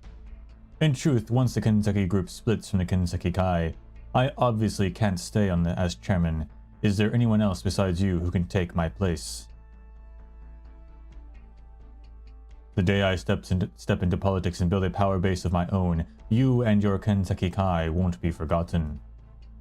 Mifune bursts out laughing to himself. The woman before him remains expressionless.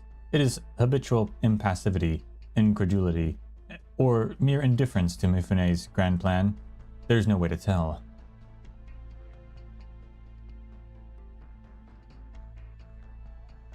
For now, Muaka is our top priority.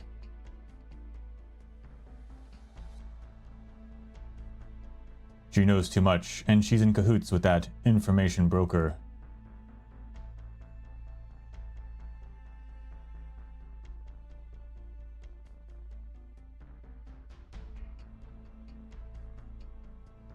She even leapt out a window just to keep Sonoguchi's broken blade on her. Don't you understand what this means? Mifune-san. You were too kind-hearted to kill her, and you were willing to admit that to me. That's good. I can promise you this much. We can reconsider our plan to infect her with oropathy. First, however, you must bring her to me. That broken blade she's carrying, we must recover its guard, no matter the cost. Secondly, there's no way she can continue her career as an entertainer. From now on, she'll have to remain firmly under our control. Are you okay with that? You are most magnanimous. No. When you bring her here, she should be the one thanking you. Well, at least they're not gonna infect her with oropathy. That's good. That's pretty heinous. The sun slowly climbs overhead. Although no other visitors are present, the garden can no longer seems so empty and quiet, with 4 humans and a kami walking through it. Kichisei begins thrusting forward, anything and everything she has that a woman could conceivably scrawl a signature on. Startled by the sudden barrage, Momoka keeps her autographing hand moving without pause. On the other side of the courtyard, the Kanushi cradles the kami, who only moments ago was darting about. The kami speaks to Hoshiguma. You must understand, the kami was the one who wanted to play games with you. As a Kanushi, I could only stand and watch. I couldn't interfere. Please forgive me, Hoshiguma-san. Incredible.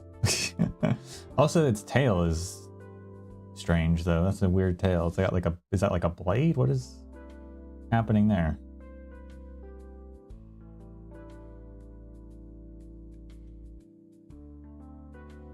Well, you sure were happy to watch, weren't you? Was I? I think so. Wholeheartedly serving the kami is bound to lift one's mood. I imagine you felt it too just now, Hoshiguma-san, and you, Momoka-san. I'm more interested in why it broke into my house in the middle of the night. What do you mean? You talk like I'm the one, some kind of dangerous fiend. Wouldn't you think it was strange if someone was clearing out junk from a cursed house and then went to sleep in said haunted house? Just because it's a haunted house, there are so many killings in Mitsue, and Kajimachi is hardly a peaceful place. So why did you have to go snooping around my home in particular? Because of the Kaidan stories. Are you or are you not involved in those Kaidan stories? Kaidan stories, rather. Tell me. Simply appearing at the same time that a few strange events occur and being the one who spawned the haunted house in the Kaidan stories are 2 very different things, alright? If I could spawn Kaidan stories all by myself, what would I be doing riding a unicycle all over the place?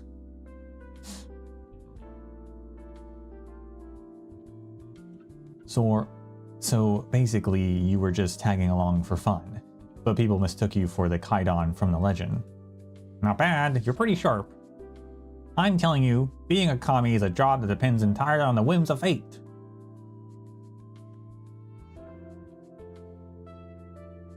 This Kizuna Jinja is about bringing people together. Most of you spend your whole lives dealing with other people, and there's probably nothing more important than the bonds you form, don't you think? When the times are stable, people pray for their existing bonds to last, and when the times are turbulent, they pray for these bonds to carry them through or for new ones to be formed. But over the past decade or so, fewer and fewer people have come here. These days, on our best days, we only get a dozen or so visitors.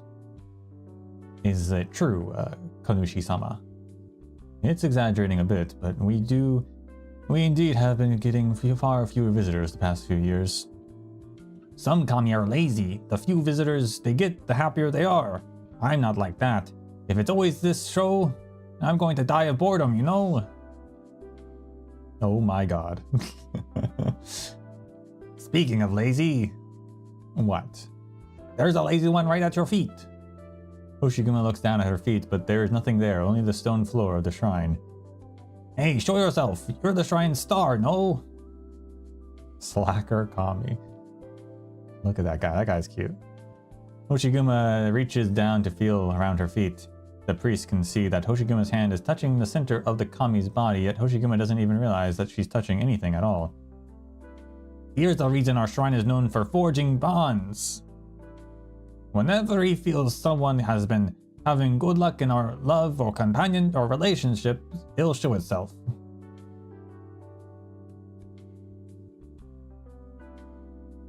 But if he thinks you haven't had much luck with relationships lately, or that you're about to have a run of terrible luck, it will flat out refuse to show itself. I've said it all that, and yet it still doesn't want to appear before you. It sounds like you're in for some bad luck.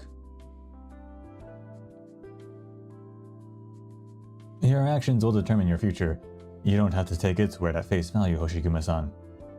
Why are you speaking against your own kami? Basically, when people get bored, they tend to pursue random aims. Kami are no different. Right after you disappeared, the Kaidan tales started to spread throughout Mitsue. There's nothing wrong with chasing a few Kaidan to pass the time, is there? They're more common than you thought. I don't think they're common. They're just I guess they're kind of more common in Higashi though, I guess. Probably because a bunch of people, the Higashi ni started worshipping him, and so a bunch of them stuck around for that. The cushy job.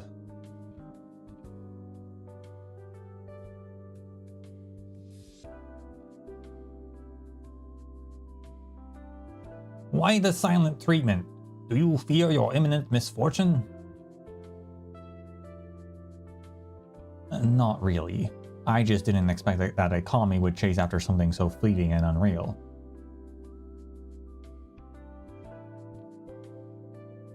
Why, you little...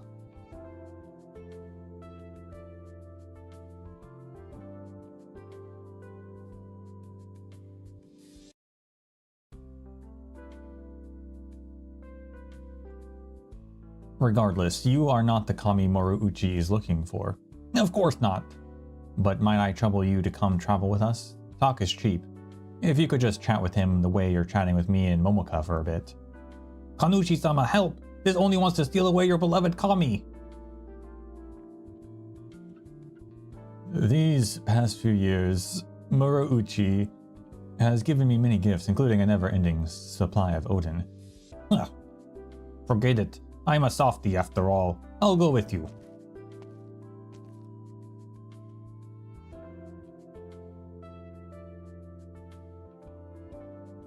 Hoshiguma, have you finished your chat with the priest? We're almost finished. Where is Kichi-sei? She left already. She had to go back and mind the store. Is this girl coming with us? Yes, Momoka is coming too. She knows all the Kaidan stories. And that should be enough to convince you to tag along, yeah? I already told you I was going. I don't need to be convinced, so why does it matter that she's coming with us? Despite its words, the kami still pedals its unicycle over to Momoka, sniffing to the left and peeking over to the right, looking thoroughly intrigued. Little girl, I've seen so many of your TV shows. Have you been afflicted with some kind of curse? How should I know?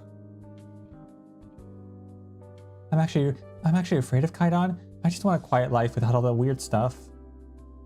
You're not the least bit curious about them? I just want to advance my entertainment career. The Kaidan stuff helped me broaden my audience, but I don't really feel that that's the best way to do it. Entertainers should rely on their own talent to bring people joy. That's how it should be done. There aren't too many people who still think like you do. Interesting. By the way, I wanted to ask you something. Last night, some really scary stuff happened in my house. Out of nowhere, my TV started controlling itself. It showed me clips of me singing and cut together with those blaring emergency alerts. And at the end, I have no idea why, but it played a really scary video. What was the video about? Some cryptid, bloody murder scene?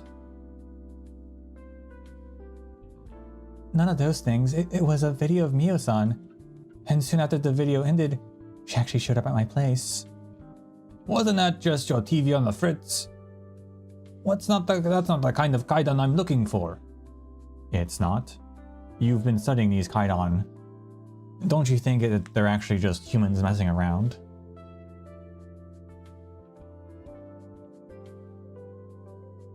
You really don't get it, do you? If the ghost stories were just all human mischief, would I even be investigating them in the first place? Each of these kaidan defy any conceivable explanation. When people can't figure out what the cause of something, guys like Moriuchi just go and pin the blame on us kami. And even the kami can't figure out what's going on, well, that just means there's someone or something stronger or more mysterious and way more thrilling than me pulling the strings behind the scenes. But you're the one riding the unicycle. Nah, that doesn't matter.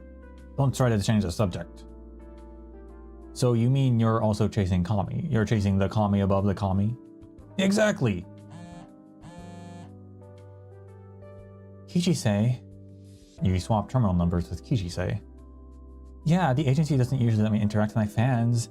And she's just a big one. Hello, Kichi-say. What? What? That's not true, I didn't mean it, and that's not what I meant. Right, I never once said I was running. Yes, you can't talk now. You think you're being followed. Okay, well then I'll, the shrine too? Right, I'll tell everyone right away, be careful. Someone spread word about you running away?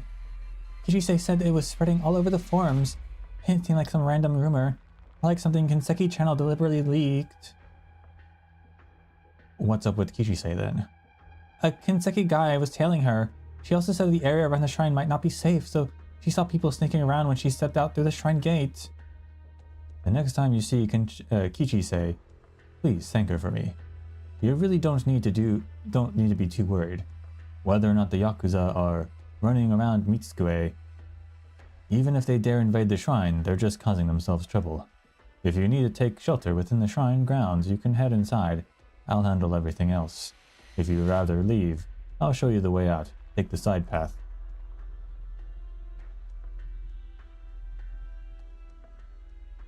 I think we better leave. The longer we stay here, the more men they can deploy around here to get us. Momoka, you're gonna have to ride the scooter. Okay, I've been riding all night. I think I'm starting to get the hang of it. Then we'll be going, Kanushi-sama. If I go with you, are those Yakuza guys gonna chase me too? We'll try our hardest not to attract any attention. And I'll be the one providing cover. By cover, you mean... You're gonna help us draw away the Yakuza, right? That's pretty much the idea. Playing those slow-witted Yakuza fools every now and then, well, it's not as thrilling as chasing Kaidan, but it does pass the time. I'll break through the front gate first to distract the dumb Yakuza goons. You will slip out the back, and we'll rendezvous at the Moron's Yatai. Before anyone can even has a chance to respond, the unicycle shoots through the shrine gate like lightning, its pedals spinning so fast they're just a blur. It seems like the kami really cares about you. Huh. But now's not the time for sentimentality. You two come over here, I'll show you the way.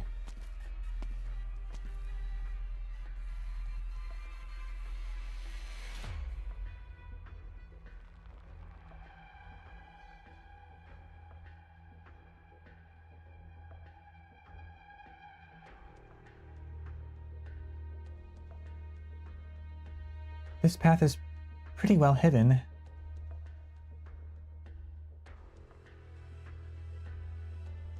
Yes, but that's not to say that no one will find it. Get out of here as quickly as you can. Thank you for your help and generosity. And don't mention it.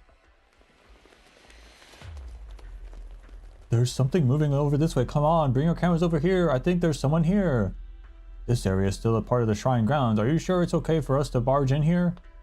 What matters more, Mufune-san's orders or some dumb shrine rules? Get over here. You don't need to start throwing hands like a street thug. You just need to get a mic and a camera and you're set. And you think of an easier gig? Get over here. Kanuchi-sama, what do we do now? The Kanushi says nothing. The easygoing look he's worn, with an occasional hint of self-satisfaction, is nowhere to be found. You two, please wait here for a moment. You're going to fight them? Just the usual routine, clearing away a bit of lingering evil. The priest gives the gohei a casual flick. The wind chimes fall silent as the leaves quiver. The air suddenly turns thin and clear.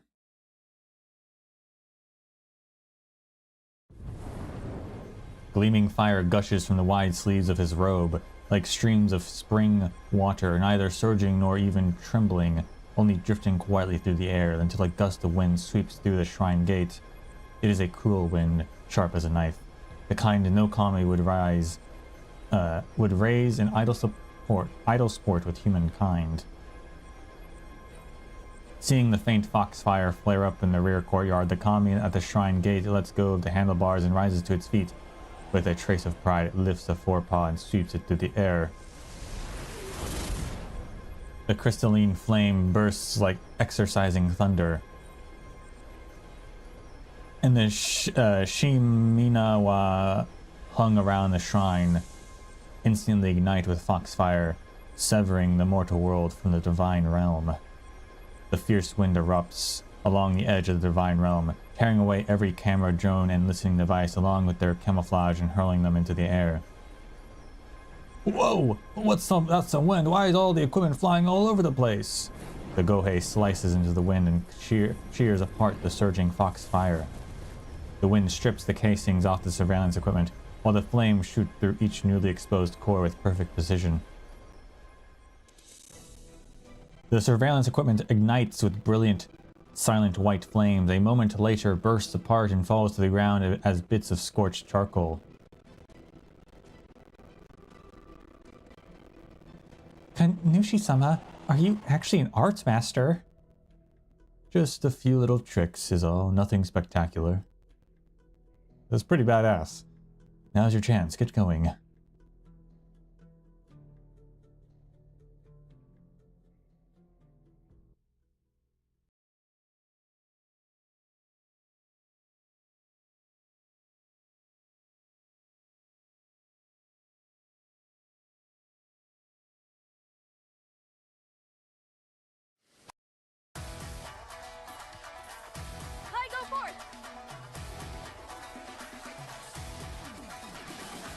Is he playable? Ah.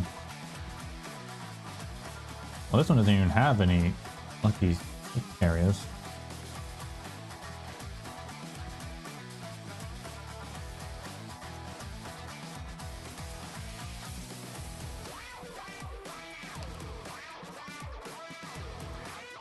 Where's their most annoying guy? I'll take him down.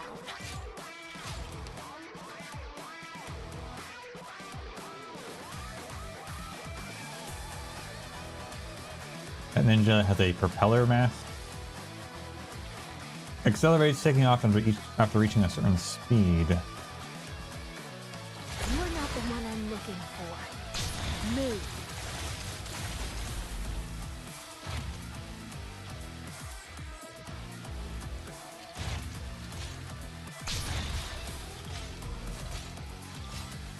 You're not the one I'm looking for. Move.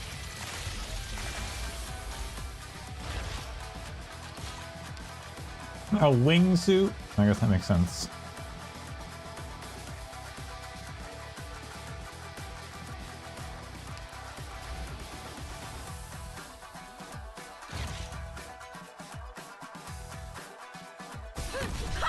Finally, am I up?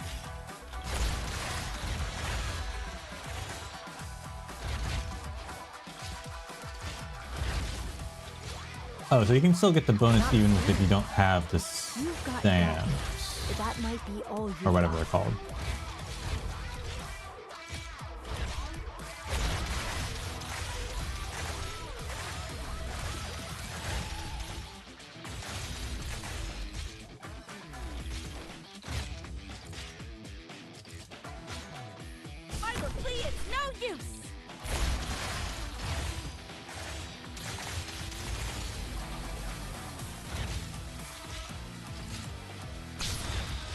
Honestly, this second skill from Hoshiguma is really good.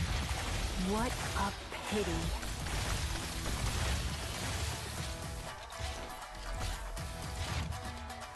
So that's our target? Standing by.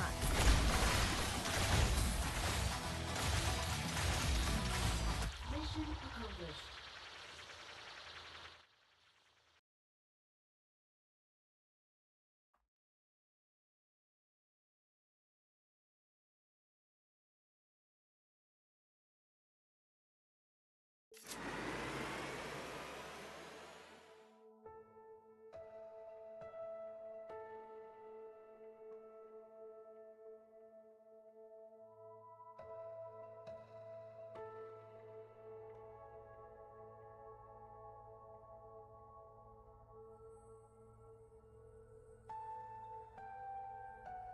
Hoshiguma and Momoka.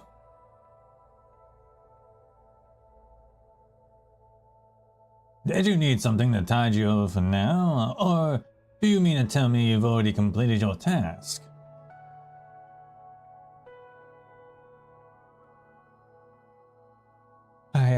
I don't need to eat anything. I'm pretty full. I feel like I swallowed enough wind on the way over here. The Kentucky Kai are still chasing you. Thanks to the Kami-sama's guidance, and by taking a lesser traveled route, the journey back went relatively smoothly. The Kami-sama? You mean... Don't celebrate just yet. Yes, we found a Kami-sama, but not the one you were looking for. That doesn't matter. It's not a problem.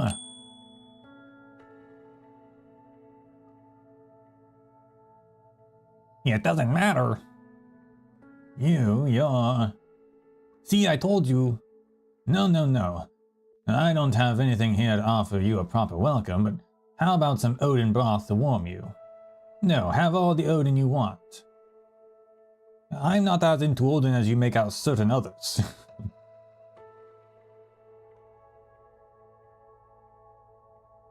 Kami-sama, I wonder if, wonder what? You're wondering if you have seen the Maneki Neko you keep talking about, right? The Neko's the one you're looking for, not me. No, getting to meet a Kami is a blessing from heaven. Why would I ever be picky? Your eyes betray you. Back when the Neko would still talk to me, it talked to me about you, and the one it was described was nothing like you here. You were just a kid then, treating it the way a kid would treat a friend. That is why it left me. How should I know? It remembers you, but just as the one of the 1,000 faces of people it's met in its life. It would never waste its time telling me why it left you. I came to see you for other reasons.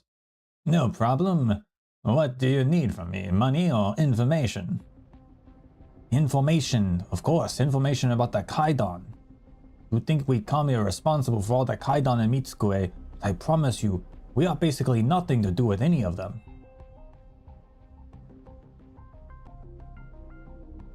Which is really interesting because I don't know what would be causing supernatural phenomena then. Unless they're just all pranks, I don't know.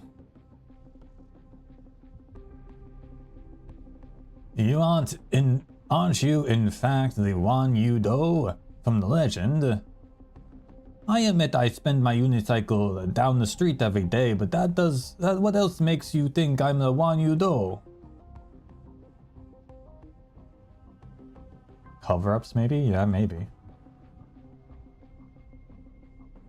The old building behind the police station on Doku Street, the cursed elevator. The building only has 15 floors, yet the elevator has a button for the 16th floor.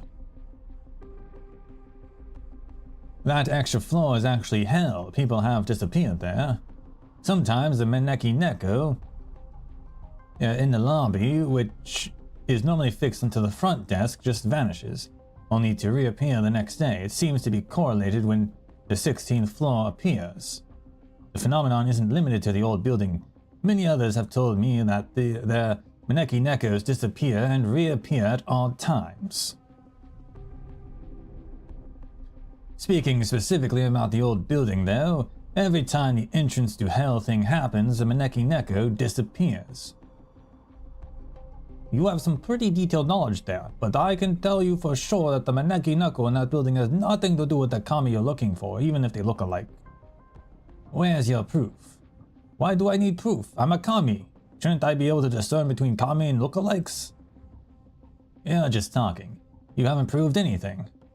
Where's all the deference you had just a minute ago? Well, I'm not calling you out or blaming you. I like the frankness better than the whole show you were putting on before. Besides, I also explored that old building pretty carefully.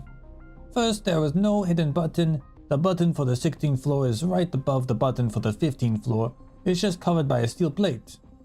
Kami didn't do that, and no human could lift the steel plate.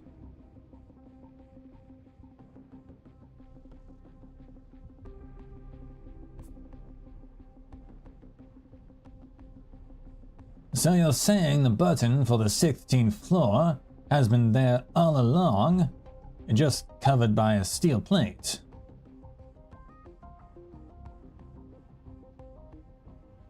A pale look comes over Moriuchi's face. See, even you think it's silly, right? Second, that Maneki Neko can actually be pressed down. If you push down hard enough, the whole thing sinks below the counter. Did you push it? Yeah, I pushed it and nothing amazing happened. When the receptionist came back, he fiddled the desk a bit and the thing popped back up. When the receptionist started answering the phone, a long string of calls and kept apologizing stuff, that was it. See? What we have here is a quirky receptionist, but you're saying it's a Kaidan. Well, it sounds like you press the Maneki Neko and that activates the 16th floor for the elevator, which is a hidden floor for some sort of, you know, secret business.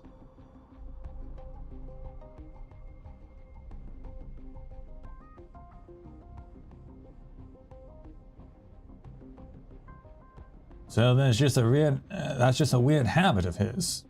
How can that be? Well, what else could it be? You think he's pushing the Maneki Neko below the desk because he has a grudge against the Neko? What is it, girl? Have you filmed a show in that building or something? No, but when a variety show came to film here, one of my coworkers floated the idea that, only to get an earful from the producer at our agency. He chewed him out. The producer went on about a bunch of stuff I barely understood. Something about a tekkaba being a kinseki business. I guess it's some kind of restaurant and they didn't want a TV show hurting their business.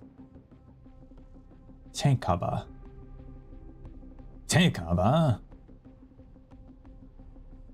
Yes, what's wrong? Tekka is the name of a Higashinis fin beast dish, so wouldn't tekkaba be a restaurant that sells tekka?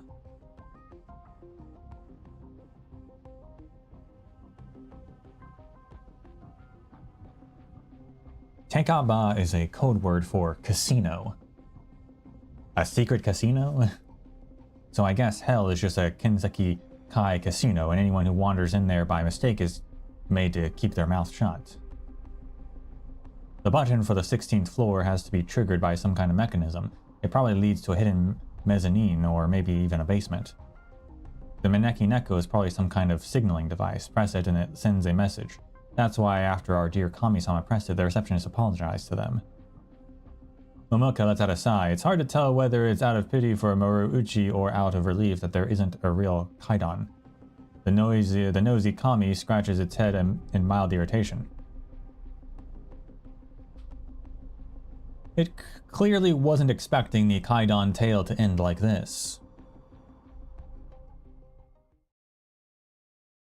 Moriuchi's face grows even more pale until the sweat flows down from his eyebrows. That must just be a coincidence. After all these years, some Kaidan tales have been debunked, but there are still so many no one can explain. The 16th floor hell thing must just be a coincidence. There's also the last remaining Fukuike Diner. I remember the Kami mentioning to me that it liked that place back when I still kept in touch with it. After the restaurant was torn down a couple years ago, people would sometimes say that they caught the scent of fried food drifting through the area. Other people even claimed that they could see, sometimes could see the diner still standing on the empty lot, only that they could never get close to it.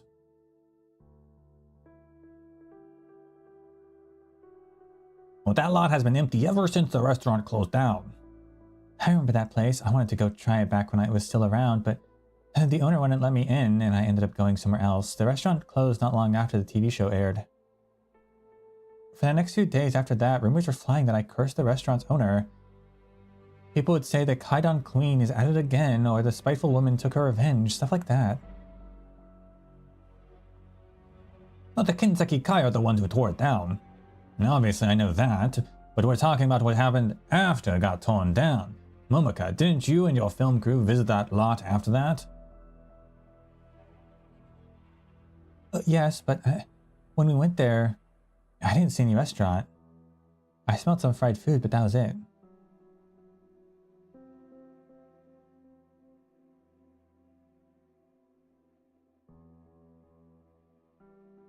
Anyone can easily make a place smell like fried food. Take the Kaidan out of it, and this thing boils down to the Kinseki Kai wanting to force the Fuku family out of business, right? First, they planted the idea that something spooky might be going on here. Then they tore down the place. Finally, they sent Momoka over there for one last visit. But now Oni, the haunted house. Moriuchi-san, are you really going to stand here and talk to me about that? No offense, but if you didn't cause the deaths that happened in that house, then it could still have been the work of a kami. Even if this kami-sama only started chasing Kaidan after the haunted house rumor took off, right? That is true. Momoka, didn't you recently film a TV show at the haunted house? Yes, but it wasn't a ghost who scared me, it was Hoshiguma. I tried to pick something off the floor with her, and Don't forget, out of the house full of trash, she had just picked up that broken blade. We searched everywhere and couldn't find it. So we had no choice but to hastily forge a fake one. Even if she didn't do it intentionally, that changed everything.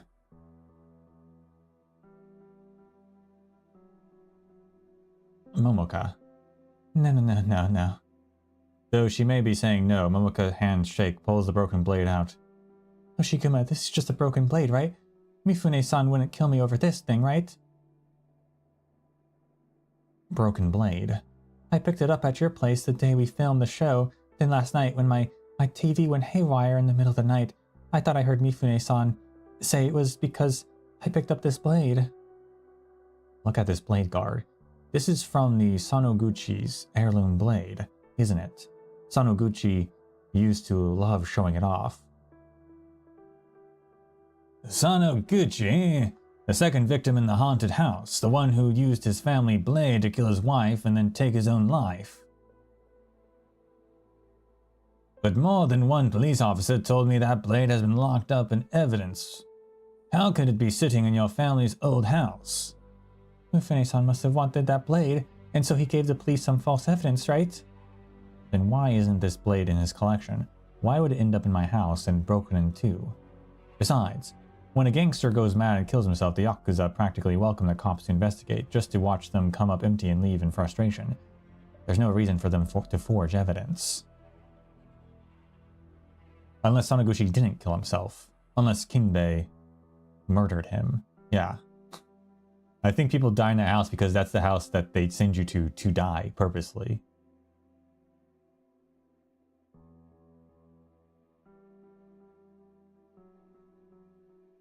Momoka stands there, stunned. She stares at Hoshiguma. The expression on Momoka's face is even more blank and stunned than Moriuchi's. It's as if she's awakened from one nightmare only to step into another one. You're joking, right? Those Kaidan tales, the ones that scared me half to death, how could they not be real? The agency might be shameless, but there's no way all these years they've been fabricating all sorts of... And Sanoguchi and his death was suspicious, but the others... Her voice grows softer and softer, then stops. She subconsciously looks to Moriuchi, who intentionally avoids making eye contact. She suddenly realizes that she has been looking at Moriuchi because she thought he shared her pain, while he averted his gaze because he didn't want to admit the truth.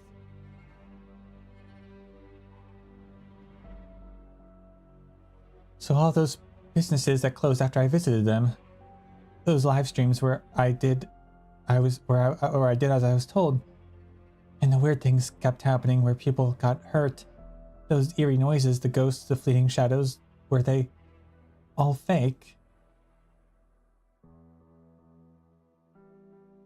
Even the Aoni in the haunted house, the legends I believed so completely, the ones that scared me out of my wits these past few days, the starting point of all the tales in Mitsuke, were they all fake?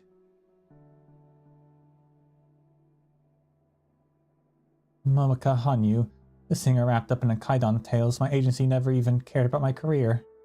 To them, I've been nothing more than a cover for the Kinseki Kai. That can't be right, can it, Maruuchi-san? Maruuchi-san? It's an ambush, get behind me. Momoko is still frozen in place. Hoshiguma steps forward, positioning the Hanya mask between her and the collapsed Maruuchi, shielding them both. As if in answer to Momoko's question, the surface of the shield crackles with the flurry of tiny explosions. Kami-sama, check on Maruuchi. Was he poisoned or struck by something? There's a burn mark on his neck, and this thing here fell on the floor. Isn't this a flash drive you used to move data between terminals? I've seen people throwing these things at electronic equipment to disable it, but lately, they've been throwing them at people instead. Why? Ninja! Don't try to resist.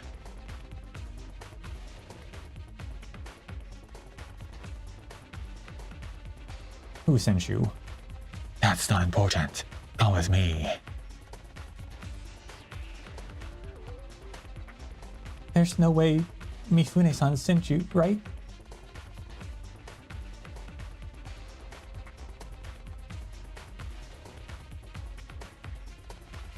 That's the first time I've heard anyone ask that question. Please tell me, the Kaidan tales are all true. My career isn't being used as a cover for Mifune or Kinbei. The ninja replies only with a weapon, which looks somewhat like a blade but different. The blade has yet to move, but remains pointed squarely at Hoshiguma's chest. Spies, schemers, arsonists, even assassins, people who spend their entire lives in the shadows, never daring to show their true faces in public. Since the national wars several years ago, or several centuries even, these people who call themselves ninja have moved through the hidden currents of history. Since then, countless figures of power, daimyo, kugyo, zaibatsu magnates, clan leaders, have all assembled their own shadowy organizations.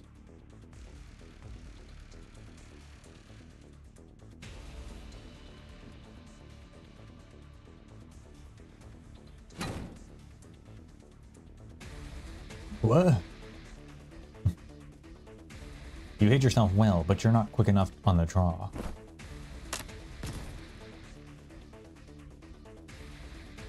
They're really just throwing flash drives as weapons, huh?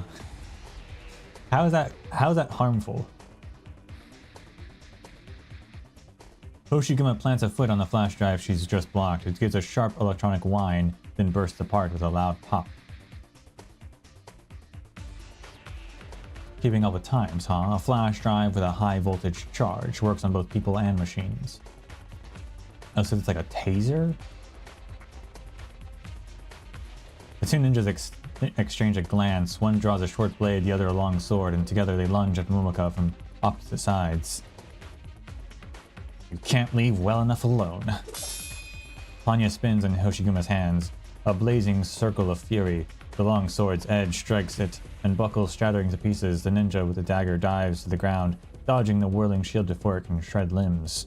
Only then does the third figure, hidden all this time in the shadows, appear, a sending cluster of flash drives, silently hurtling towards Hoshiguma's unprotected head.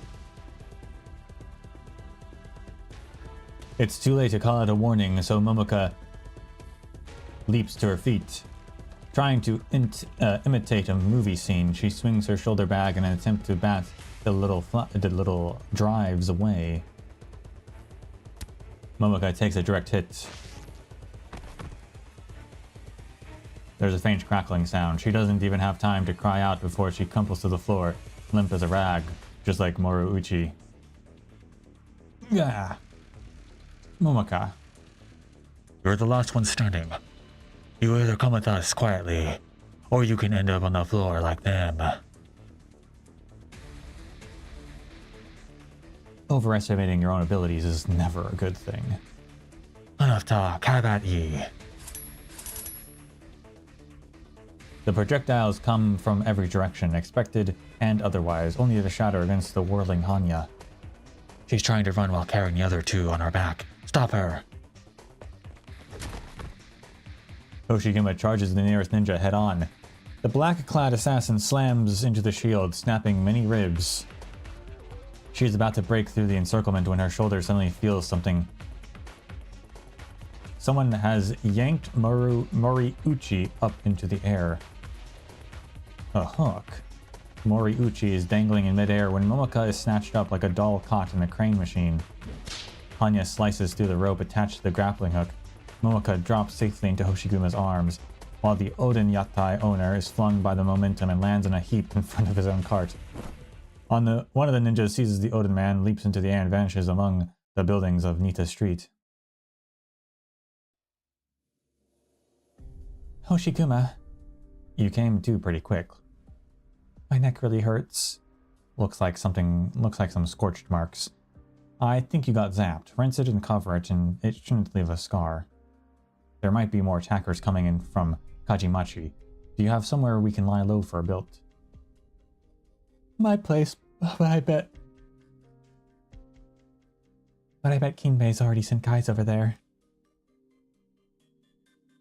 It doesn't matter, we'll hide in plain sight. They won't expect us to go there, and if there is someone there, we'll just go somewhere else. Perfect. That way, I can bring Hasuke along too. Hasuke? Never mind. I'll explain later. The longer we stall, the more goons will show up. Which way to your place? Let's go. Kami-sama, you are already gone.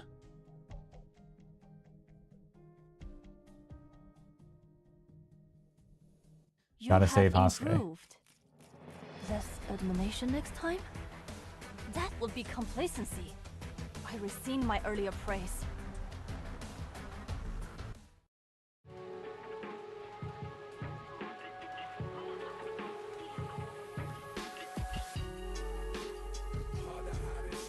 Another tutorial, huh?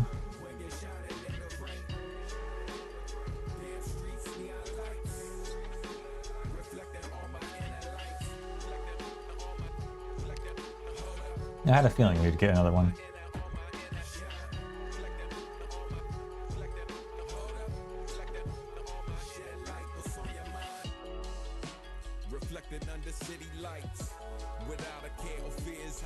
Snowflake screen. Snowflake-like dots royal, like a trapped memory knocking on the screen from inside. Looking for a way out. The agitation ceases and a cold face emerges from the crack.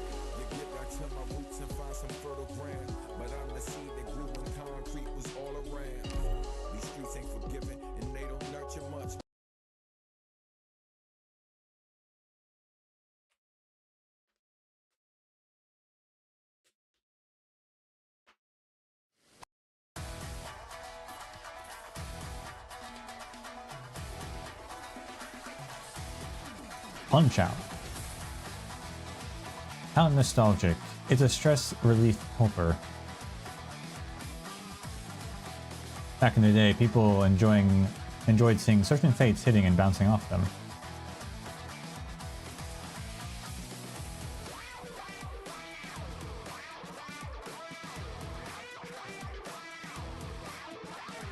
But its popularity waned after we realized it would charge itself and beat us down once it was all juiced up.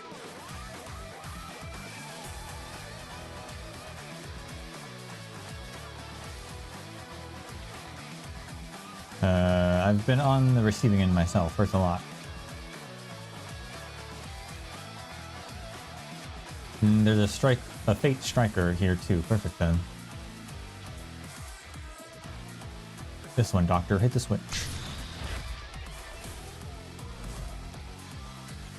Before this guy charges up, it takes damage whenever it bounces a certain fate back. We always call this Fate Burst.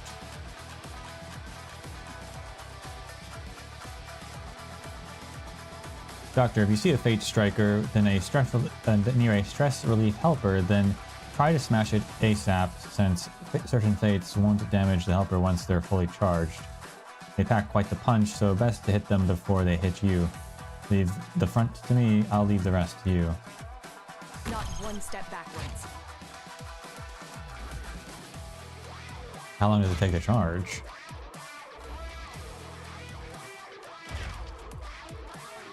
Oh, I see the vertical bar, I think. Can you attack them yourself?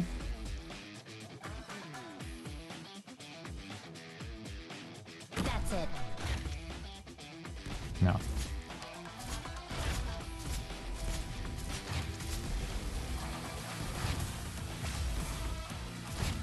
No, wait, you can. Okay.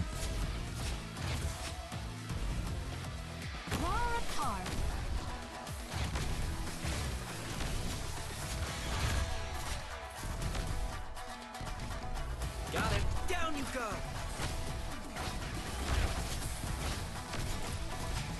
Oh, it becomes an enemy. I see.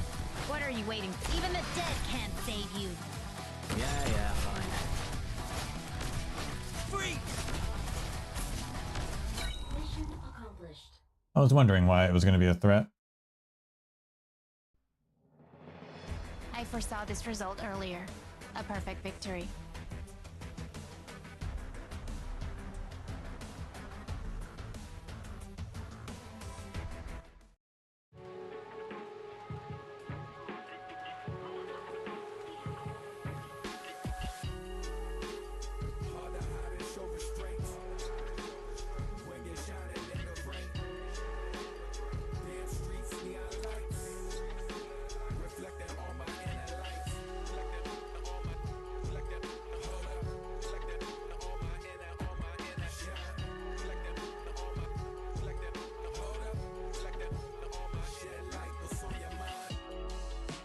Reflected under city lights, without a care or fears, how we live in life. Though the vibes right, I want it more. When it's over, forgot what I was. All right. Legacy of Ruin. The seed has been planted. All that follows is in the name of a greater, more beautiful sacrifice.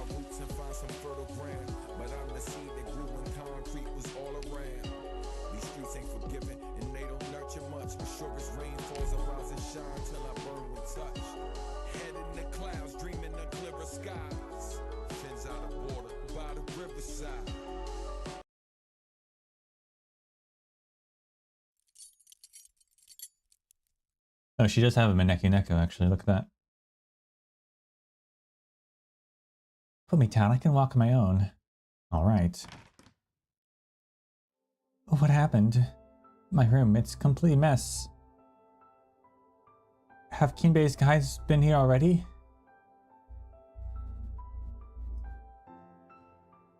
Careful. Someone might be lying in ambush. Momoko ignores Hoshiguma's warning and runs toward the window. Huh? Hasuke? No, not Hasuke. How could this happen? Who cut my Hasuke? Cut? Following Momoko to the window, Hoshiguma sees the object lined up on its end. A flower pot. There is only the stem of a plant left. The upper half has been severed. Hoshiguma turns her head towards the trash can and sees the upper half lying inside. Hasuke is a tree. A sapling. It didn't grow much because I haven't taken good care of it. Who did this? And when? Why? Why? Momoko, calm down. Let me go. I'll get revenge for Hasuke. Grab a sword. Momoko, it's time for vengeance. For some reason, Momoko seems to get angrier with each word that Hoshiguma says. Her eyes are wide, she is panting hard and trembling all over. seemingly willing to fight to the death. Hoshiguma instinctively takes a step back and even has the urge to gulp, something that she does not do often. Not that Momoko is trying anything to her, but Momoko intends to kill. Hoshiguma can sense it.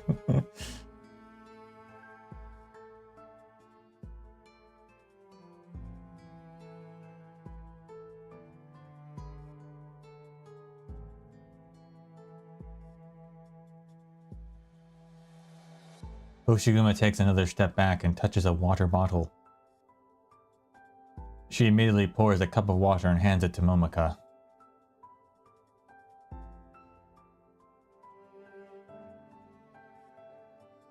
Here, have some water. Momoko does not answer. She snatches the cup out of Hoshiguma's hand and empties it in a single gulp, leaving bite marks on the edge of the paper cup. At least it seems to have calmed her down a little, if only a little. It must have been King-based people who did this to Hasuke, right? Very likely. But why? Did they cut Hasuke to vent their anger just because I wasn't home? How could they do this? Judging from what I see in the trash can, Hasuke wasn't in very good shape. Momoko takes a big step towards Hoshiguma. Hoshiguma almost knocks over the water bottle as she flinches. Of course Hasuke's in bad shape. How could it be anything else when all the time is spent occupied with work? Huh? Of course I wanted Hasuke to grow up healthy and keep changing its pots until it's too big for my room. But I have to do overtime when the agency asks, and I don't get home until 3 or 4 in the morning, and a lot of times I don't even remember when I last watered it. But that's okay. I could take notes and measure the water. But the people at the agency laugh at me when I say I want to take Hasuke with me on long trips. I tried those blogger tips and put eye drop vials in the soil, but it doesn't work. Hasuke leaves are always yellow when I come back from a long trip, and it almost wilted a few times.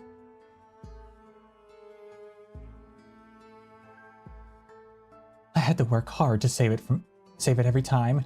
How could it grow when it's always on the brink of death?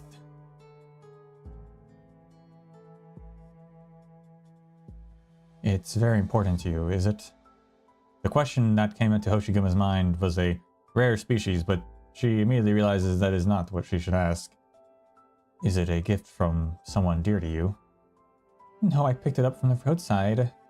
The roadside? I came to Mitsue with Hanamaru, a cloud beast I had kept for a long time. As my work got busier, I no longer had time to take care of her, so I gave her away along with her climbing rack. I thought a similar one to remember her. I knew I didn't have time to keep a pet, so I thought I could keep a plant. And that was Hasuke. No, my first one was Ron. I tried my best to make time to take care of Ron, following instructions in the manual to the letter, but after a few months... Hoshiguma glances at the flower pot next to the cloud beast climbing rack. A little seedling sprouted in Ron's pot. I asked the flower shop owner, and he said it was a berry seedling and suggested I change pots. That was Ichigo. Then the windows of my room broke on a windy day, and by the time I got back home... Ron, Ichigo, Matsumaru, Togedono. My plants always die in strange ways. Togedono died because of a flood upstairs. I started suspecting that plants and I just weren't good together. But I couldn't keep a pet, because I might have to go on a long trip at a moment's notice at any time. But I could come home to an empty room without a single blade of grass I could talk to without putting on my mask. I couldn't take it anymore, which was when I got Tamabasburo. This electronic pet. A Tamagotchi? What happened to Tamasaburo? When I talked to the repair shop owner, he said it left the factory with a defective motherboard. I picked up Hasuke with its pot from a trash dump on my way back from the repair shop. When I found Hasuke, I made up my mind. I would keep on giving a plant I'd give up on keeping a plant if I couldn't keep it alive. With tears in her eyes, Momoko walks from one end of the windowsill to the other, showing them to Hoshiguma one by one. Hoshiguma is not sure whether to laugh or cry until Momoko pulls the last bag open.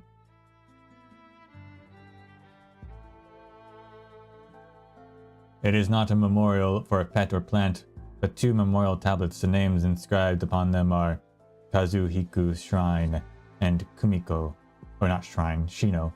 Kazuhiko Shino and Kumiko Shino. What is this? My mama and papa. You don't mean... No, that's not it. I grew up in Gokawa near the southern border. It was a small backwater nomadic city in Kaneshiro territory. It was known for its plastics and chemical plants and nothing else.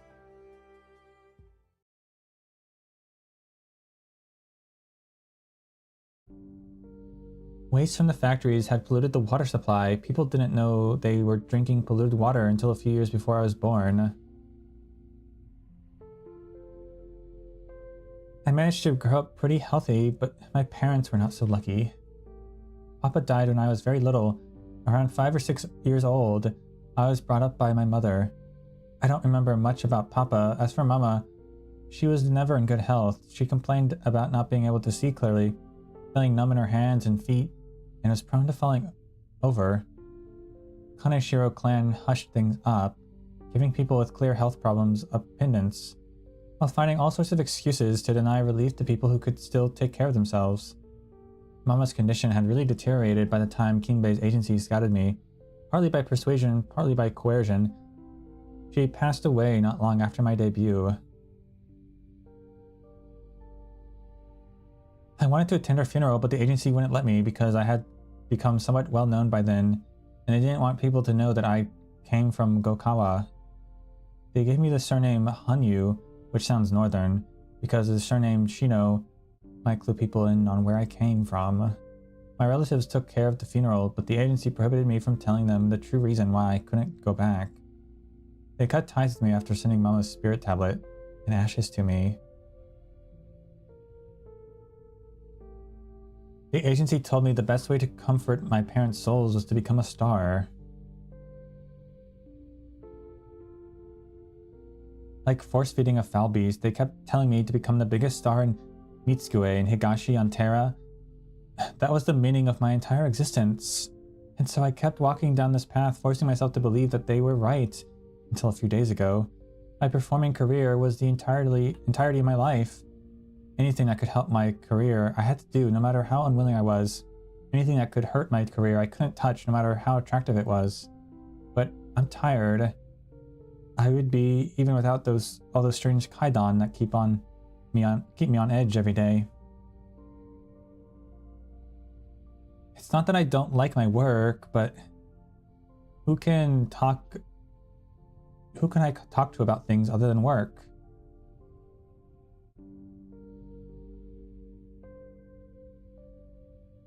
So this is what it comes to. Nothing I kept ever lived long, memories forming a long row on my windowsill.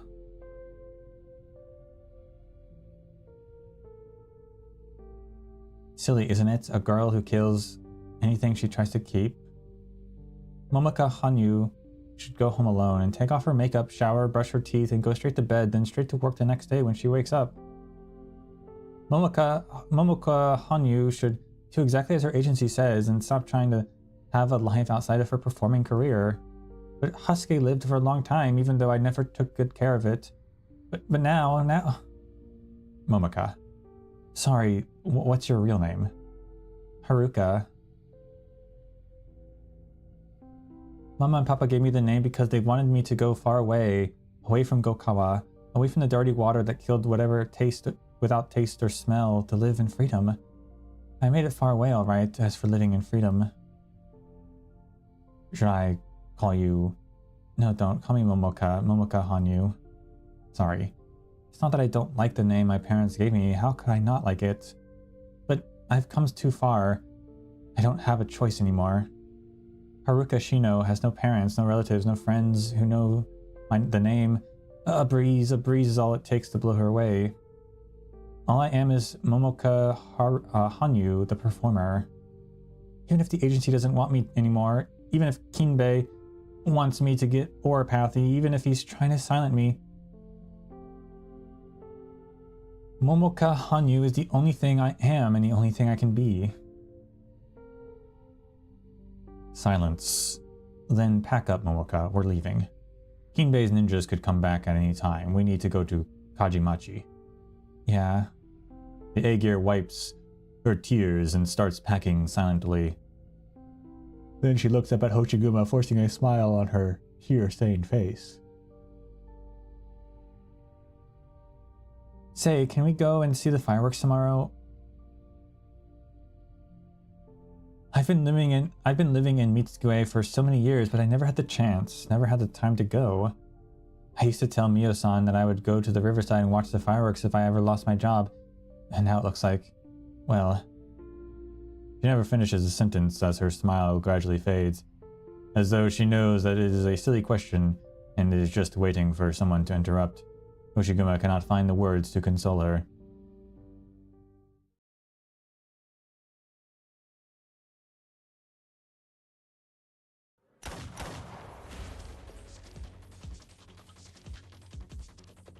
Bring it on, Bakayaro. I'll pay you double what that Gomizukuzu Kinbei is paying to cut off that white tail of his. I wanted the belt to go with this outfit anyway. Stop throwing this crap. What's in it? Kinbei's dirty photos or something? How much do you have to hate to throw at stuff like this? Watch your tongue. What's that? That's what I was waiting for. A jam? Are you kidding me? Ouch. My hand. I can't move it. What do those famous people say in their death poems? In the 50 years of human life. Well, I haven't lived that long. Shut it. I was just planning to take you to the Oyabun, but it looks like Mitsukoe would be a better place without you. Now ain't that an honor? Shut up and accept your death, lest your spirit become a ghost that shall not know rest. What's that? My blade. It was broken by a shogi piece. What are these weapons? Shogi pieces? Thumb drives?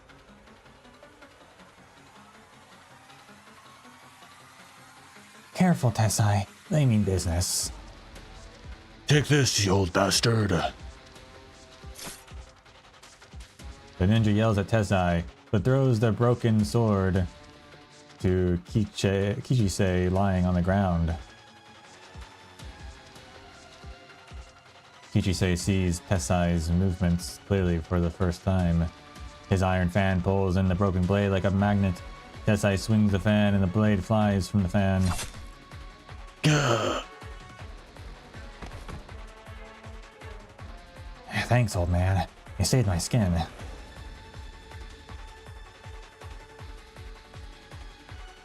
You want to sleep? Do it in bed. You still have to mind the parlor tomorrow. All right. Footsteps. Are there more of them? Hoshiguma. Momoka too. Are you alright? Were you crying, Momoka?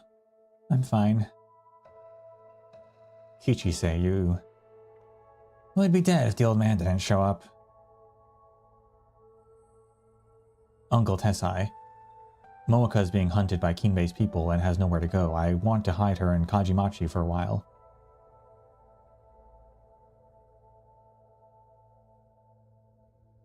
No problem. Plenty of space in old man's pachinko parlor. Kichisei takes one glance at Tessai and realizes that he is not exactly in a great mood. What I mean is, she can stay upstairs in my shop. Suit yourself. Thanks, old man. I'll take her. One moment. Do you really plan on parading her through town as though that son as though that son of mine doesn't exist. You mean Tetsuya? He's been sniffing around. The girl can stay at my place until he leaves. He won't go there.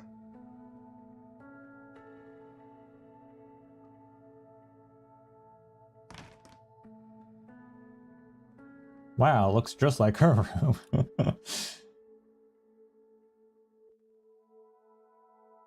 Well, let's go home. Tetsuya. The Lucky Star ain't open today. What are you trying to do barging in while I'm out? I'm sorry. I was looking for the Northern Court spy, and I haven't searched your home yet, so... I'm the only one here. Do I look like a spy to you? Wait, how did you get hurt? Was it the Northern Court?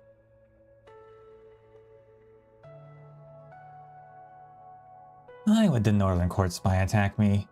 I just got in a little fight, that's all. All I need is a good night's sleep. Yeah, how about I bandage it up for you? I almost forgot. You started studying medicine before working for Kinbei, and wanted to try your skills on anyone in town who had a bump or bruise. Must have read too many sword fight manga. Fine, suit yourself. Let's see if your skills have improved.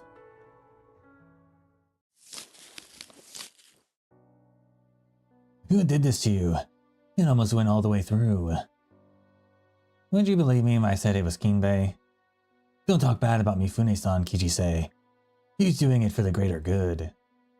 Forget the greater good.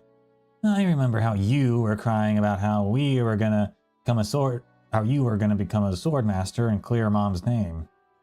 What happened to that with the development of Kachimachi? And the window displays in the luxury shop eat up all your time? I left. I didn't have to live off compensation money like all you, and I didn't want you to think I was working for him out of greed. What kind of bloody baka are you? I'm not kidding. It was Kinbei's men who did this to me. I'd be dead if your pop didn't step in. What? Ouch.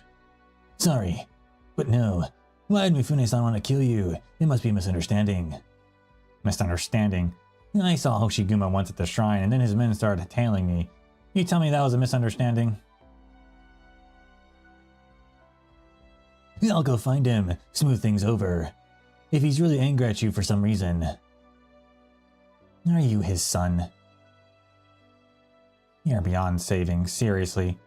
I want to introduce the muzzle of my gun to that dumbass mouth of yours. Now get lost before I actually do it. I'll wrap the rest of the wound myself. What a loser.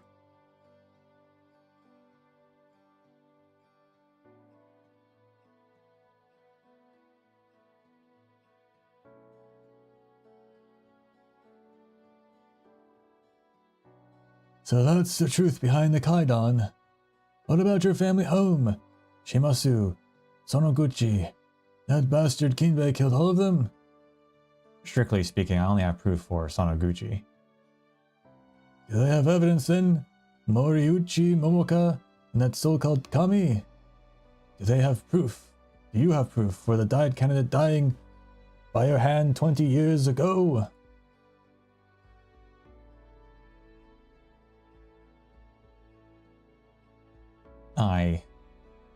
I can never forget what happened that night. You came back with blood all over you, standing at the door of this very manor, not saying a single word. I thought you had failed to stop Kinbei, but you told me that the diet was dead, and you killed him. You accidentally killed Shuji, whom you were close to, while trying to stop Kinbei, and you went berserk and started killing indiscriminately. The diet candidate was dead by the time you came to your senses. Who can prove that you did it? Only yourself, when you don't even remember what happened.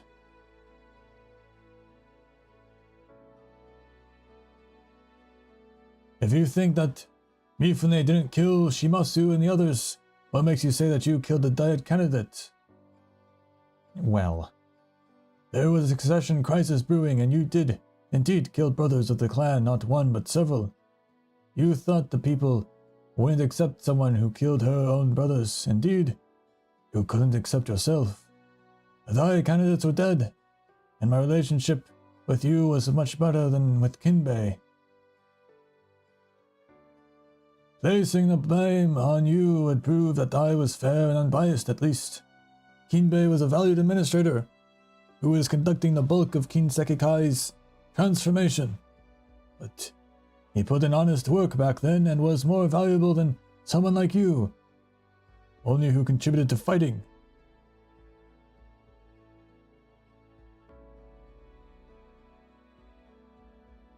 All of these things that you said to me that next day, when your reason had fully returned, your arguments were valid for the greater good and impossible to ignore at the time.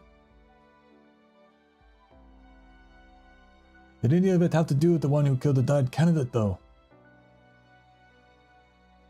I wanted a straight answer. Did you kill the Died candidate by the name of Koreto, yes or no? You said yes. The rest was history. I pinned the blame on you, then smuggled you to Lungmen, to everyone else you had gone missing, having likely committed suicide because you feared punishment for the murder.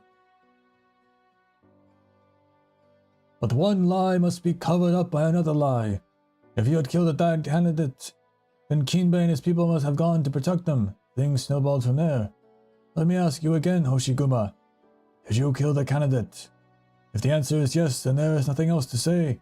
I did my best after you committed the deed, and it is my fault that Kinseki Kai has become what it is today. If not... Tessai says nothing more, but gazes straight into Hoshiguma's eyes. The only thing I hoped when I came back was that my sacrifice was not in vain, and that things had gone better for the Kinseki Kai.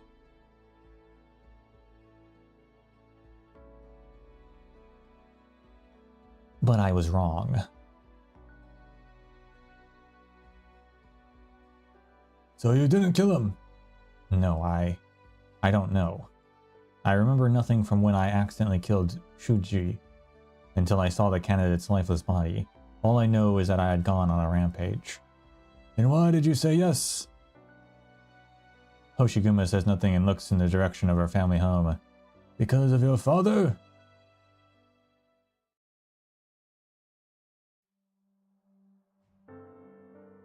What are you doing here, Papa?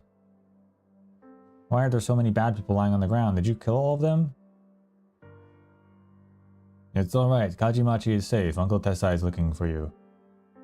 Is that Auntie Setsuko? Grandma Kinue, too. Did the bad people kill them? Even Tetsuya? Let's go, Papa. We need to tell Uncle Tessai. Why are you pointing your blade at me? Uncle Tessai, something's wrong with Papa. Papa!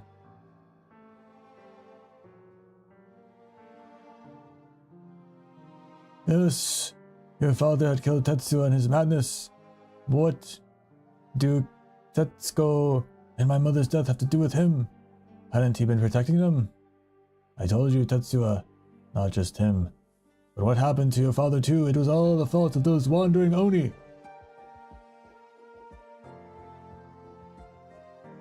None of this would have happened if not for them.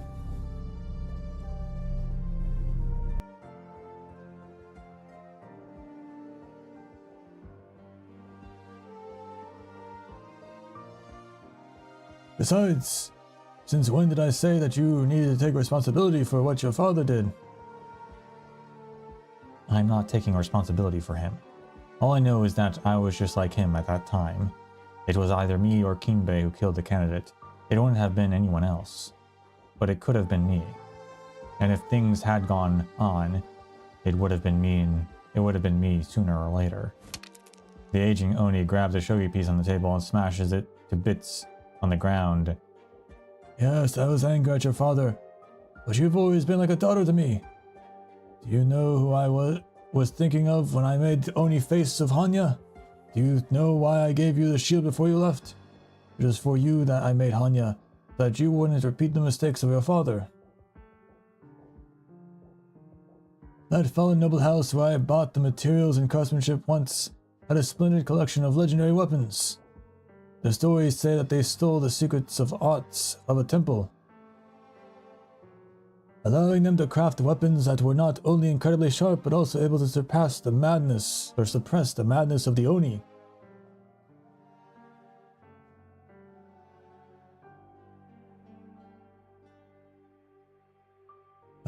I didn't know if it was real, but the craftsmanship certainly was, and I made a shield intending for it to be my final work. I felt hesitant at the ultimate step. The handle. The handle. According to the laws of the secret art, the part connecting to the palm must be polished by the wielder personally, until it fits comfortably in the bare hand. It was like someone had poured cold water over me. The intention, clearly, was to make one learn self-discipline.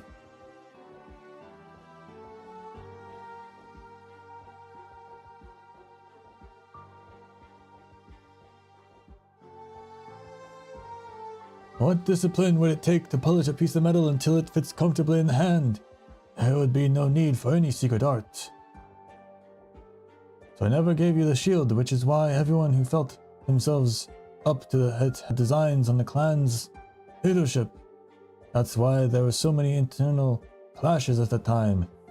High-ranking members looked for any opportunity to take each other out. But it was the rank and file who suffered the most, and even the honest folk of Kajimachi became caught in the struggle. That's how the events of that night came to be. Hoshiguma is silent. Karma, karma. Right or wrong, things have come too far. There is no way to turn back the clock. Now, how has Lungmen been? If life hasn't been kind, take your weapon and leave, and we'll have Kinbei's head, if that's the last thing we do. We're descendants of warriors, and we'll have a warrior's death. If life has been alright, then leave now and never think about Kinbei or me again. What happened between you and your father, between your father and I, is between the two of us. It's not your fault. Stop going against your heart for the greater good. It's not your place to do so. Lungmen has been kind to me. For the first time tonight, Tessai sees Hoshiguma's gaze meet his. I'm glad to hear that. But I'll go with you. Why? If this is indeed karma, then I want to clean up the loose ends before I go back to Lungmen. Very well. Give Hanya to me.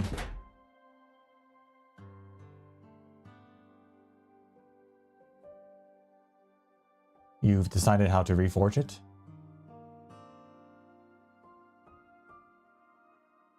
The reforged Hanya would already have been yours if you hadn't been running around with that Momoka girl. What's this ribbon? A gift from a friend in Lungmen. I've been using it.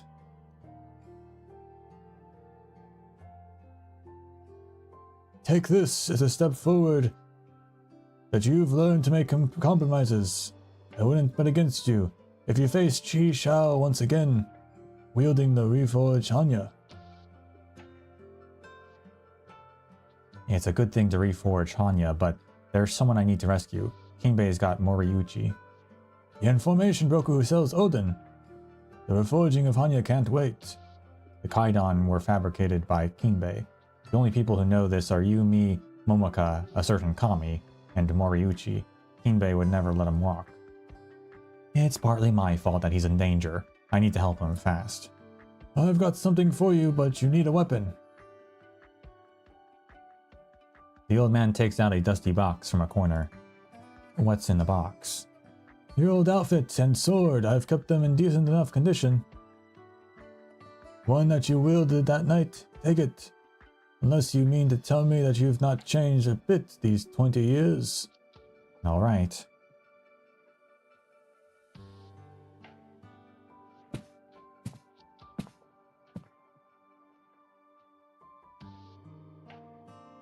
I say you haven't lost any of your guts. I've been meaning to ask, what have you been doing in Lungmen? Your clothes are a little too plain for a triad, but it doesn't seem like you've been leading a quiet life either. What's going on? Oh, I joined the Lungmen police. Come again? I work for the LGD, the Lungmen police. You... No wonder the room stinks of cup.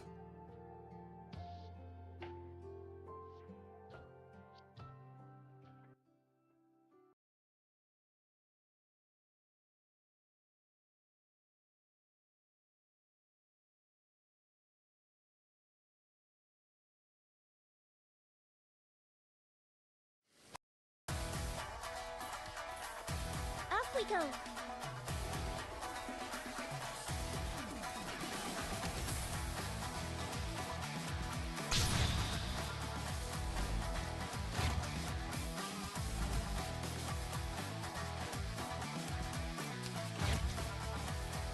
Where's their most annoying guy? I'll take him down.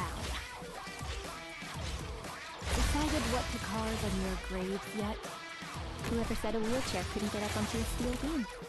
Go ahead, carve it, illuminate it.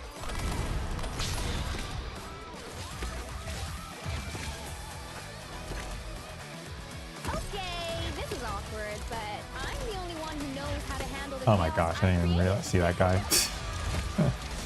Those ninja, they're tricky. I'm in position to record the music of death. Across the night. Che posto stupendo.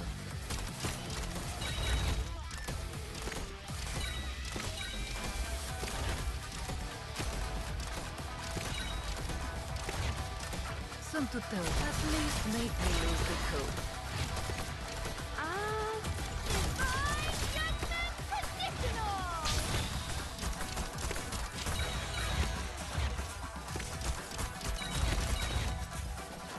Monster, in position. I'm in position. Target eliminated. You're not the one I'm looking for. Move. Time for me to get serious?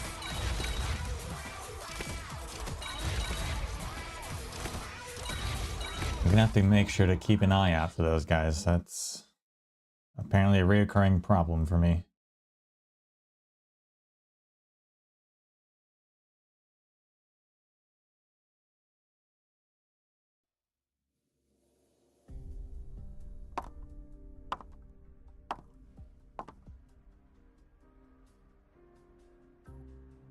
Are you really going to Kajimachi, Mifune-san? This is between me, Tessai, and Hoshiguma. I have to put an end to it personally. If things go according to your plan, Tessai will yield, even without Tanya. Does the idea of Hoshiguma coming back upset you so? I don't see the need for it. True, you would have much more work to do if she came back. I'll tell you this plainly, since you'll someday take over for me. What do you think is the most important to living well in Mitsue?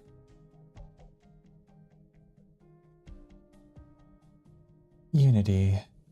No. The most important thing is beauty. A fine appearance will turn the people's prejudices on their head. You and I, we all benefit from it. If I kept looking like a thug, they would have kicked me off camera the first time I was on TV.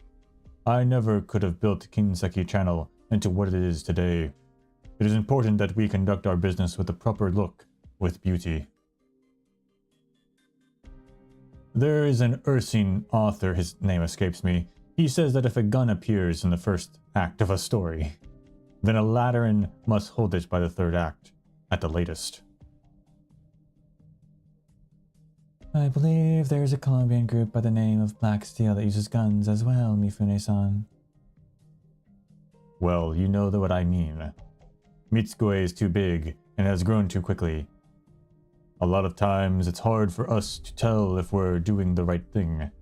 And so we must make sure that everything we do has a proper beginning and end. And that everyone is in their place. The trigger of every gun is pulled by the end. This is the proper appearance. This is beauty. If I get your meaning, you want to see everything through to the bitter end. Think of it however you want. Feel free to put my word to the test once you become the 4th chairman of the Kenzeki Kai. Right now, though, you should prepare to deal with Hoshiguma. She is a tough one. But she is an Oni, and one who has already gone berserk once. Have you heard of an individual by the name of Quilon? All I know is that he lived a very long time ago, and it had something to do with the Oni and the temples. Setting aside those old warrior stories, it's this legend that Tessai talked about the most. I don't know if they are true, and they're often contradictory. For example, Tessai has told at least 3 different versions of how Quilon died. But my favorite version is cruel and beautiful. Before he reached Nirvana and entered Kashnanya, Quilon heard the cries of the last Oni when they were forced to become people of Ashihara.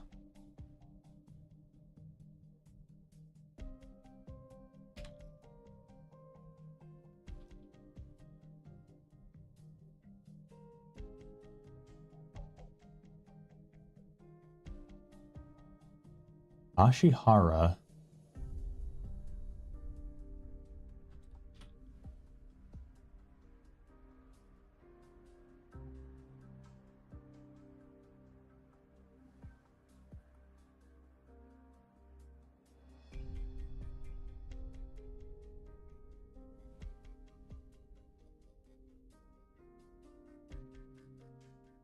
Ashihara means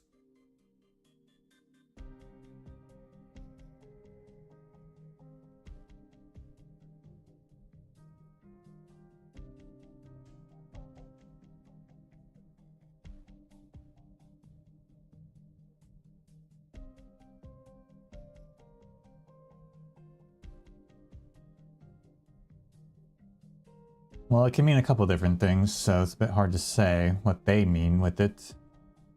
It's a type of karate, apparently.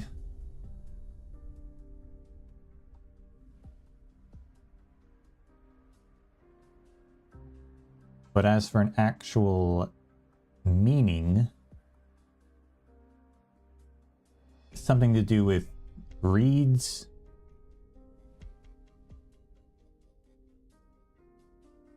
I guess. Something to do with reeds.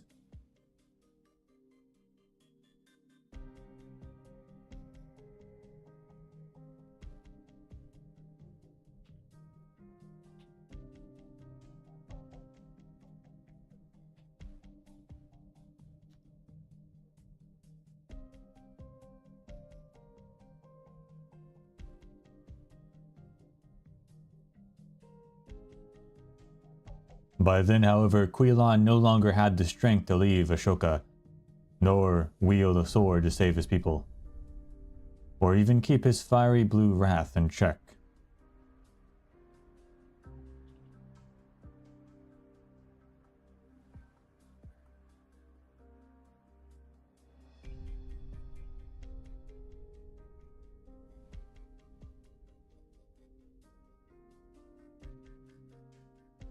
The flames of rage took over Quilon's soul. He lost all reason, and in his mad rampage destroyed an entire army even as he lay at the gates of death. But the kin whom he was trying to protect were also destroyed by his sword.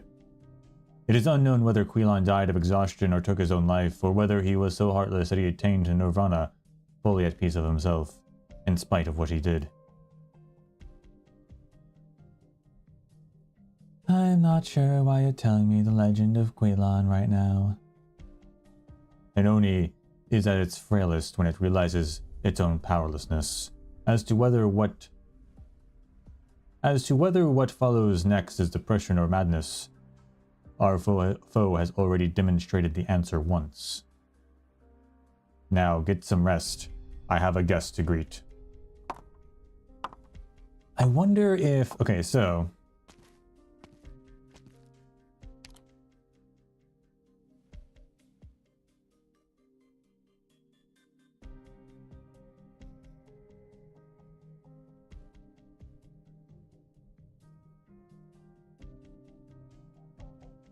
he says before he reached Nirvana, entered Kashnyanya. But then he does say later on, we don't know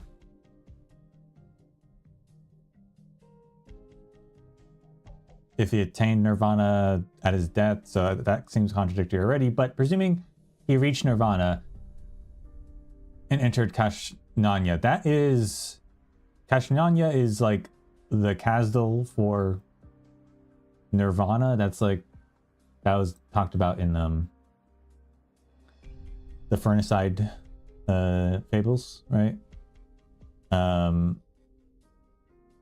So that all checks out. I wonder if Anasa are actually Oni technically, who attained enlightenment and got halos, and are not just Sark. Like, it seems like, okay, if Quilon's considered an Oni, perhaps, then maybe Anasa are Oni more specifically, like in terms of like timeline of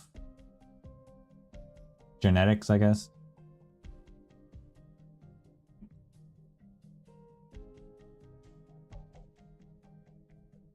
Or just like it was so long ago that we don't, like, the history has just become completely mixed around, so we don't even know what's going on, right?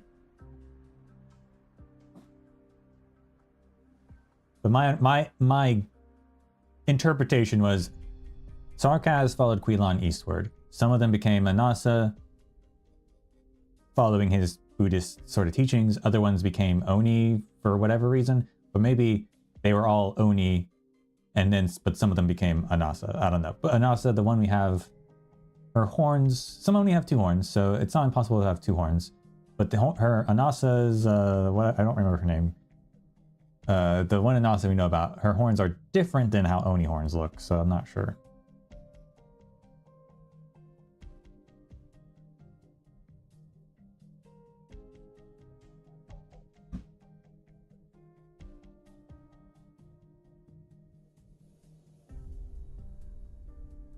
And then also we have this whole like blood wrath, this rage that the Oni have, which I guess is maybe some perhaps residual connection to the Myriad Souls in some way, since the Myriad Souls are making the Sarkaz warlike, that maybe that wrath is somehow maybe a residual connection there.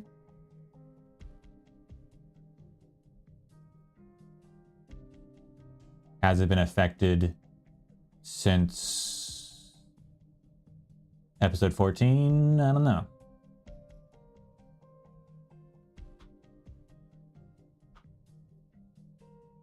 Has it become its own thing? Probably. I don't know.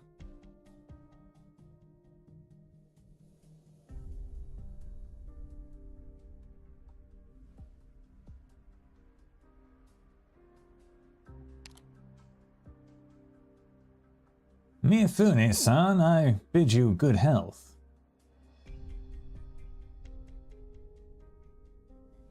You're not hurt, are you? No, no. I haven't slept better in a long while. Yes, in your line of work, it's important to be of good humor. To smile. To be inquisitive.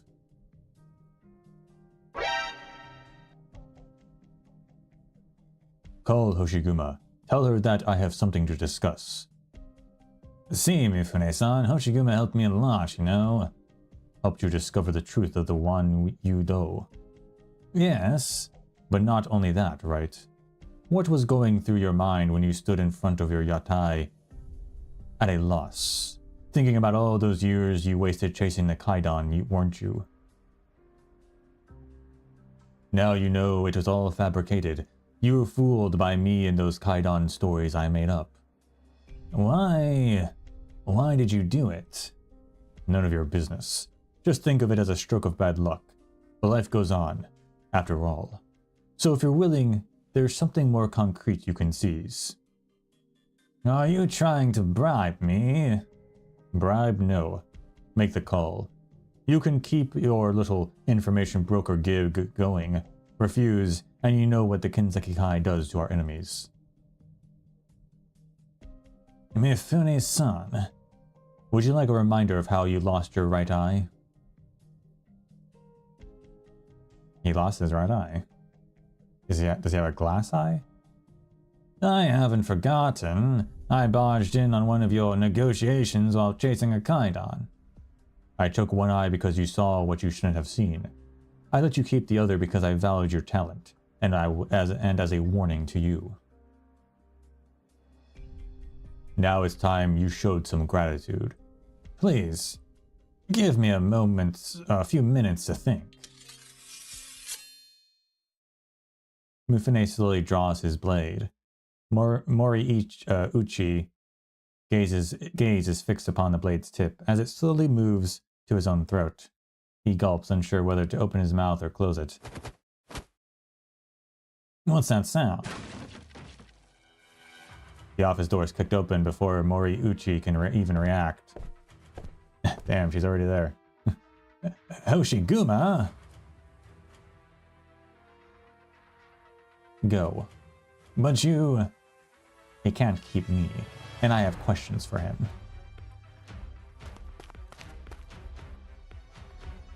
Mori Uchi takes one long look at Hoshiguma and hastily leaves. You don't seem anxious that I took someone out from right under your nose. Why should I be anxious? When something that I thought would take so much effort suddenly sorted itself out on its own.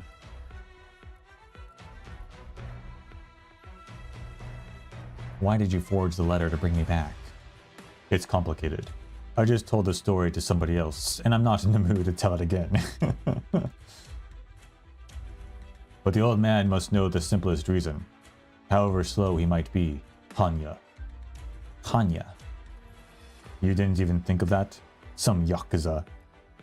No wonder he made an enemy out of his own son. Him and his beloved Aoni of Kinseki Kai. Mio.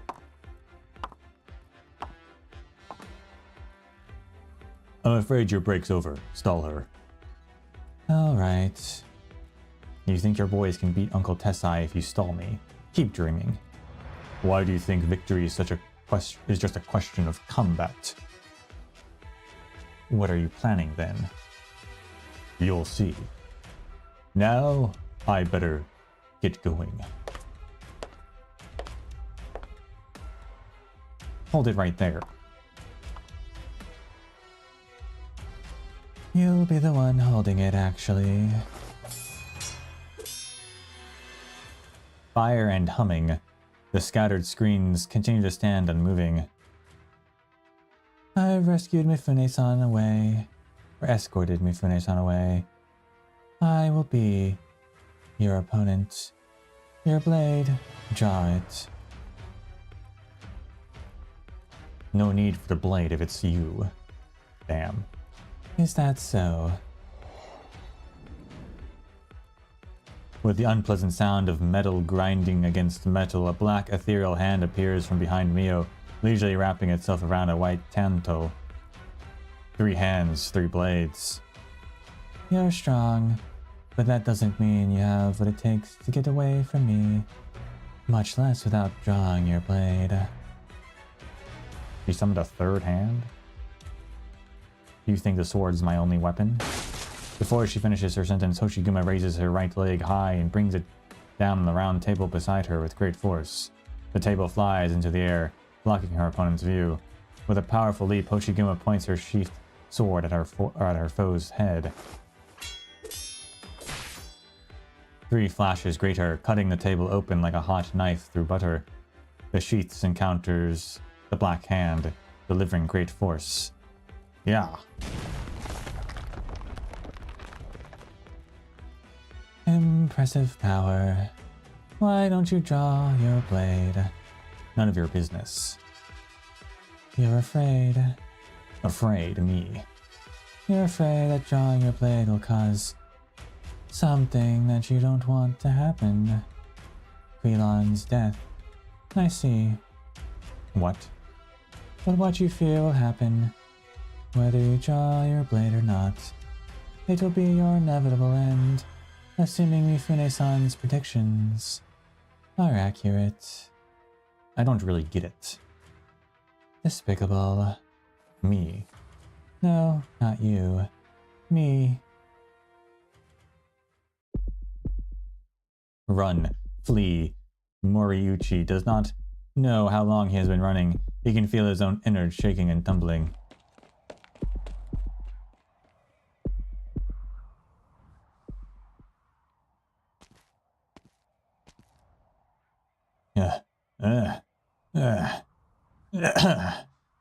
Did I shake them?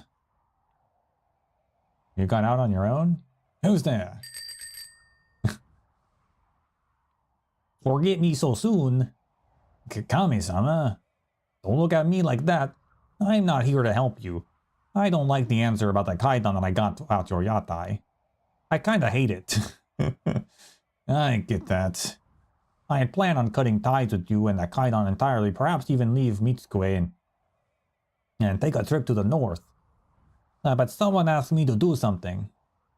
Kanushi, he asked you to find me? Not him. Who else could it be then? You don't mean... He asked me to bring you a single message. Meet me on your usual rooftop. Could it be? I've delivered the message. It's time to go. The kami turns around on its unicycle. No sooner has it got on it than it sees Moriuchi is already a long way off. Is this how you repay him when he searched for you for so many years? You know what? It's none of my business. Moriuchi runs up the steps. He's running as hard as he can. A breeze blows in Moriuchi's face as he opens the door.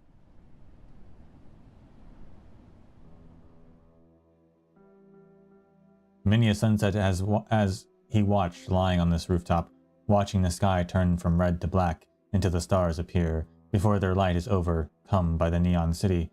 The hour is early and the sky should not look like dusk, but he pays little heed. Perhaps he considers it a sign of the coming of a kami.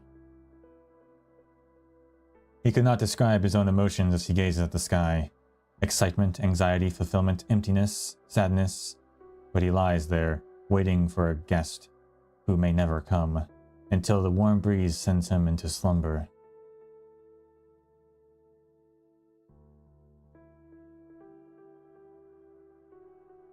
Father, I think there's something behind the kamidana.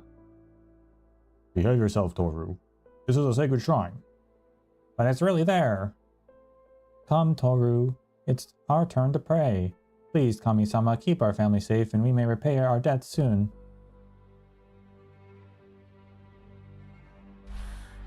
It actually just is a Maneki Neko. Sir, the debt should be settled with the money left over even... We're out of the woods. What are you doing? Are you bored of the shrine? Kami-sama, arigato. Father's mood has gotten a lot better. And Mother has had time to take me out. Can I come and see you again? No, I will definitely come and see you again.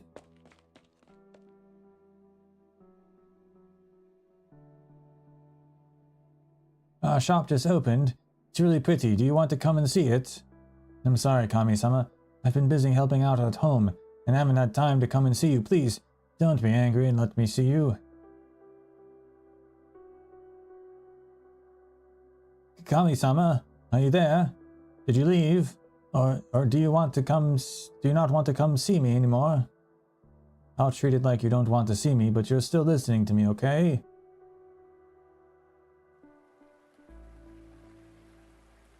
Something's happened at home. Father may have to go back to manual labor. Mother's been sewing clothes for other people. Her eyesight's declining. But I'm sure none of that has anything to do with you. You gave so many blessings to our family. Surely you wouldn't take it all back. Surely.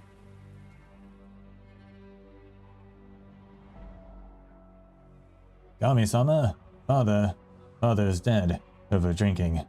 The blue was too great for him.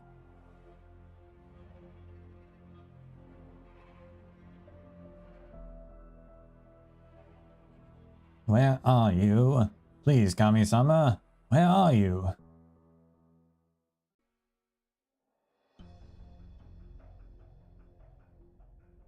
This haunted house. It's empty. Something's not right.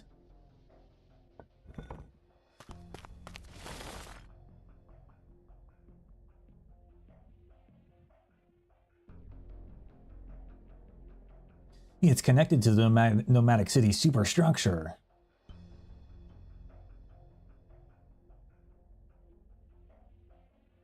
How am I supposed to search this place?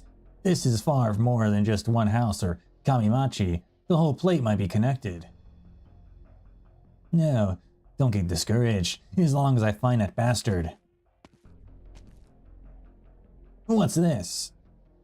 Tetsuo stands dumbfounded, staring at dozens of crates that someone has stacked up here. He blinks a few times and opens one of them. It's weapons! Katana? Crossbows? Grenade launchers? Is that the Hoashi emblem? That major Northern Court clan, is this where they hid their weapons? He takes down a weapon-filled crate and opens the one underneath it, finding Northern Court standard issue provisions and medical supplies inside. He furiously takes the crates down one by one, opening all of them. All contain military supplies manufactured by the Northern Court, every single one. The Northern Court weapons that Papa says aren't here, but they are. Damn. Kinbei is actually just an a-hole. You've gone too far, boy. Who are you? Oyabun wanted you to look for traces of Northern Court spies. It's enough that you found them. You've made a lot of work opening these up one by one. Did you just take my picture? This is big after all. Best keep some evidence to prevent disputes. Let's go. Where to? To see Mifune-san. Wait, you were stalking me? That's not important. What's important is that you're working for Mifune-san, and so am I. And take that mask off. Huh? You're meeting the Oyabun. It's a little disrespectful to have your mask on, isn't it? For some reason, Tetsuo feels a chill run up his spine, perhaps from the cold wind blowing in from the tunnels, but he has no choice but to comply. Crawling out of the swamp is hard enough. Okay, my thought was that Never mind doing it gracefully. Kinbei was setting him up to be the fall guy as a spy, right? But that's why they took the picture, but I'm not sure. I'm not 100% sure, but that is my feeling.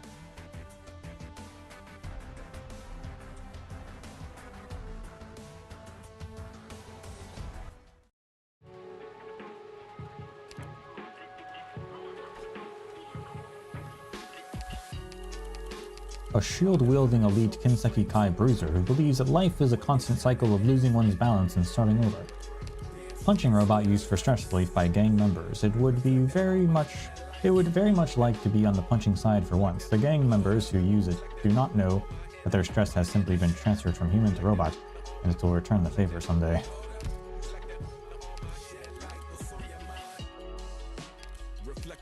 Well, let me fix this.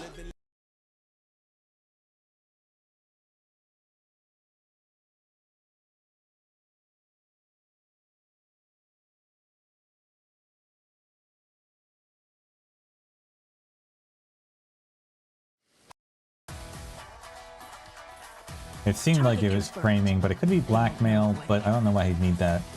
He also could not, that ninja could also just not actually be working for Kinbei.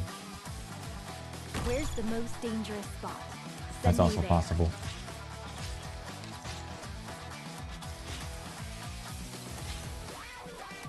You are not the one I'm looking for. Move. Oh, I should try adding a jet engine next time.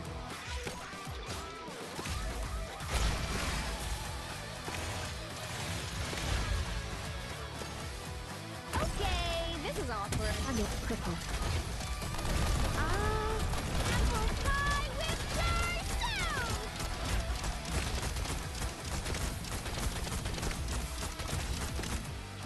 Piuttosto stupendo.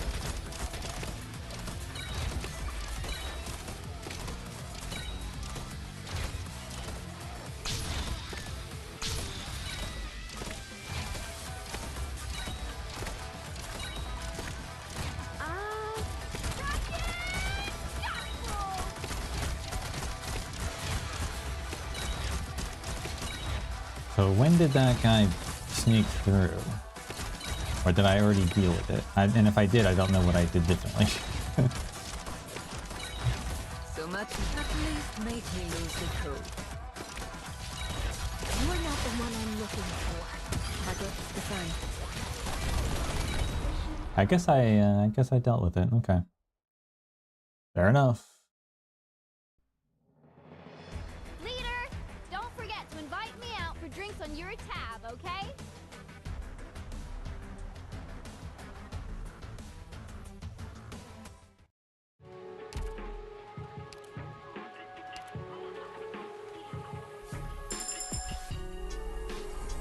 Irashimasu, Okyaku-sama. Codename Matsukiri at your service.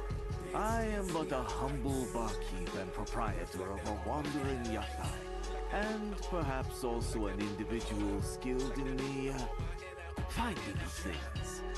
So, what is it you need from me right now, Doctor? I like his voice, actually. I wasn't sure what kind of voice to give him, and I wasn't exactly happy with the one I chose. But I didn't have any other idea, but I like what he does sound like. He's the new strategist, yeah. So I don't know fully what these do, besides being kind of cool, from what I remember. Blocks 2 enemies and can support allies in the deployment waiting zone.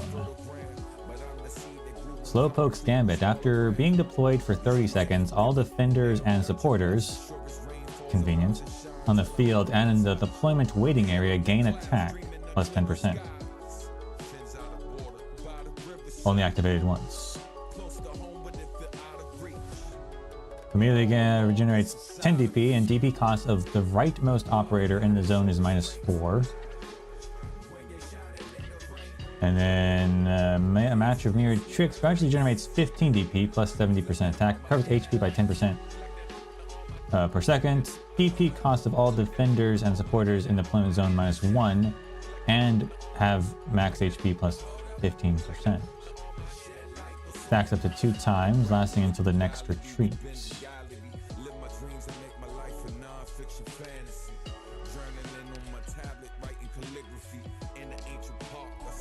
Yeah, so they reduce DP cost to people, which certainly is pretty useful, actually. Probably will upgrade them and try them out.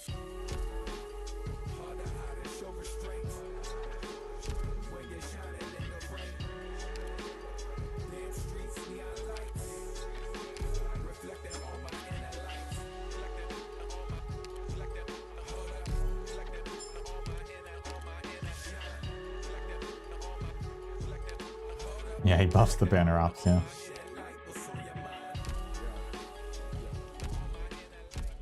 Good morning. Just saying hello. What were you expecting? Rare? But it seems like strategists are going to be pretty good.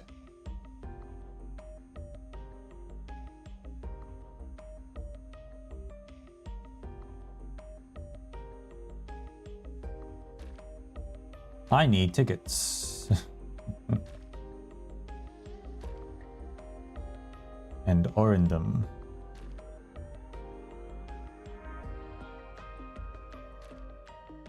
When I want to buy head, I'm gonna buy some headhunting.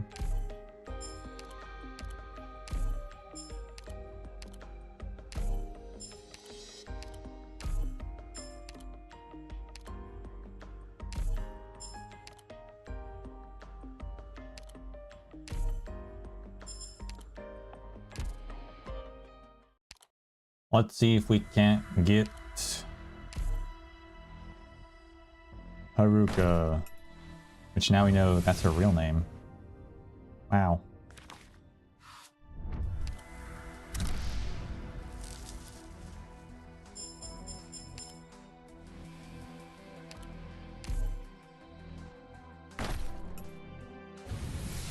Ugh.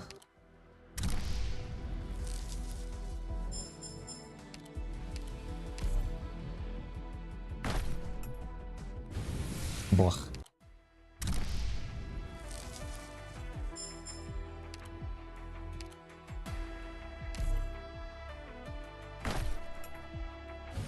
Blech.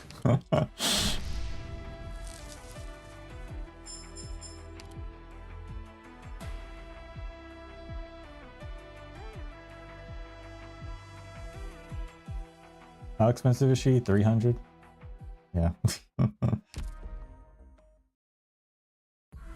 Don't worry, in 156 more rolls I can get another Hoshiguma.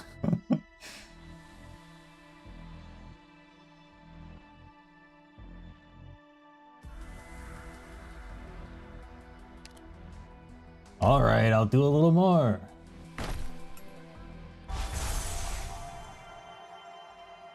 If the game is kind, they'll know that I've already gotten 3 Hoshigumas. Hello, Doctor. Don't need another one. Logistics operator Arom. Would you open your translate? This is intern Hibiscus. From now on. Kichise, the unerring, reporting in. Come to the Lucky Star in Mitsuko.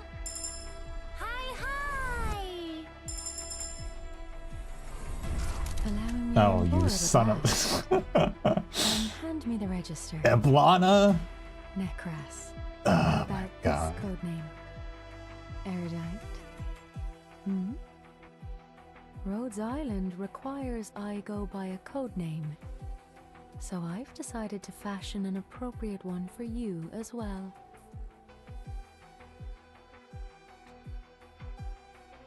Only thing that could have been worse is if it was an A gear again. Pleasure to meet you, Chief.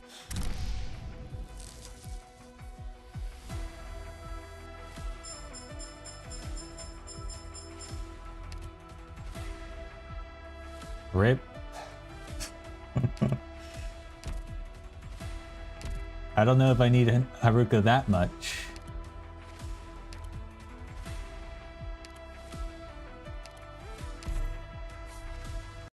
Oops.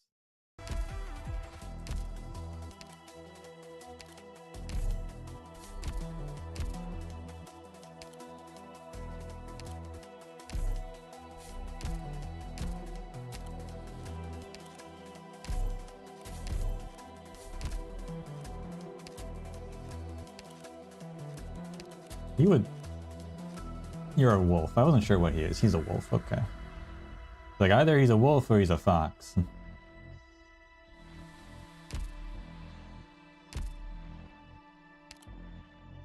Eblana.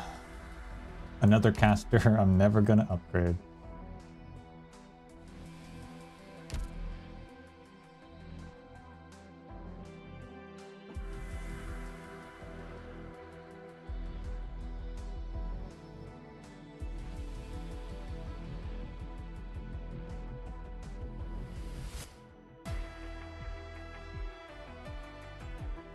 I bought all the tickets, so you know, can't get any more tickets.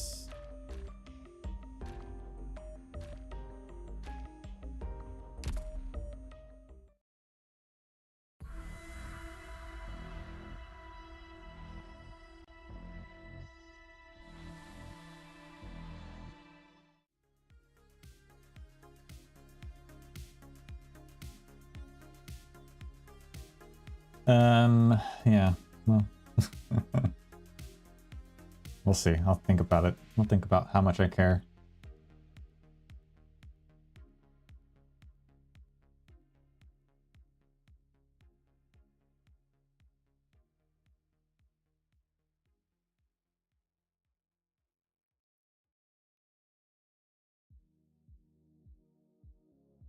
That will be all for now. We'll finish this event off tomorrow.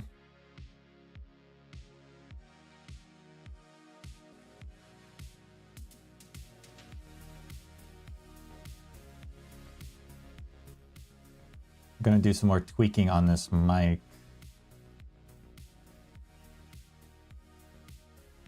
It's yeah, I don't know. It's either tenny or bassy or something. I need to tweak it, I think.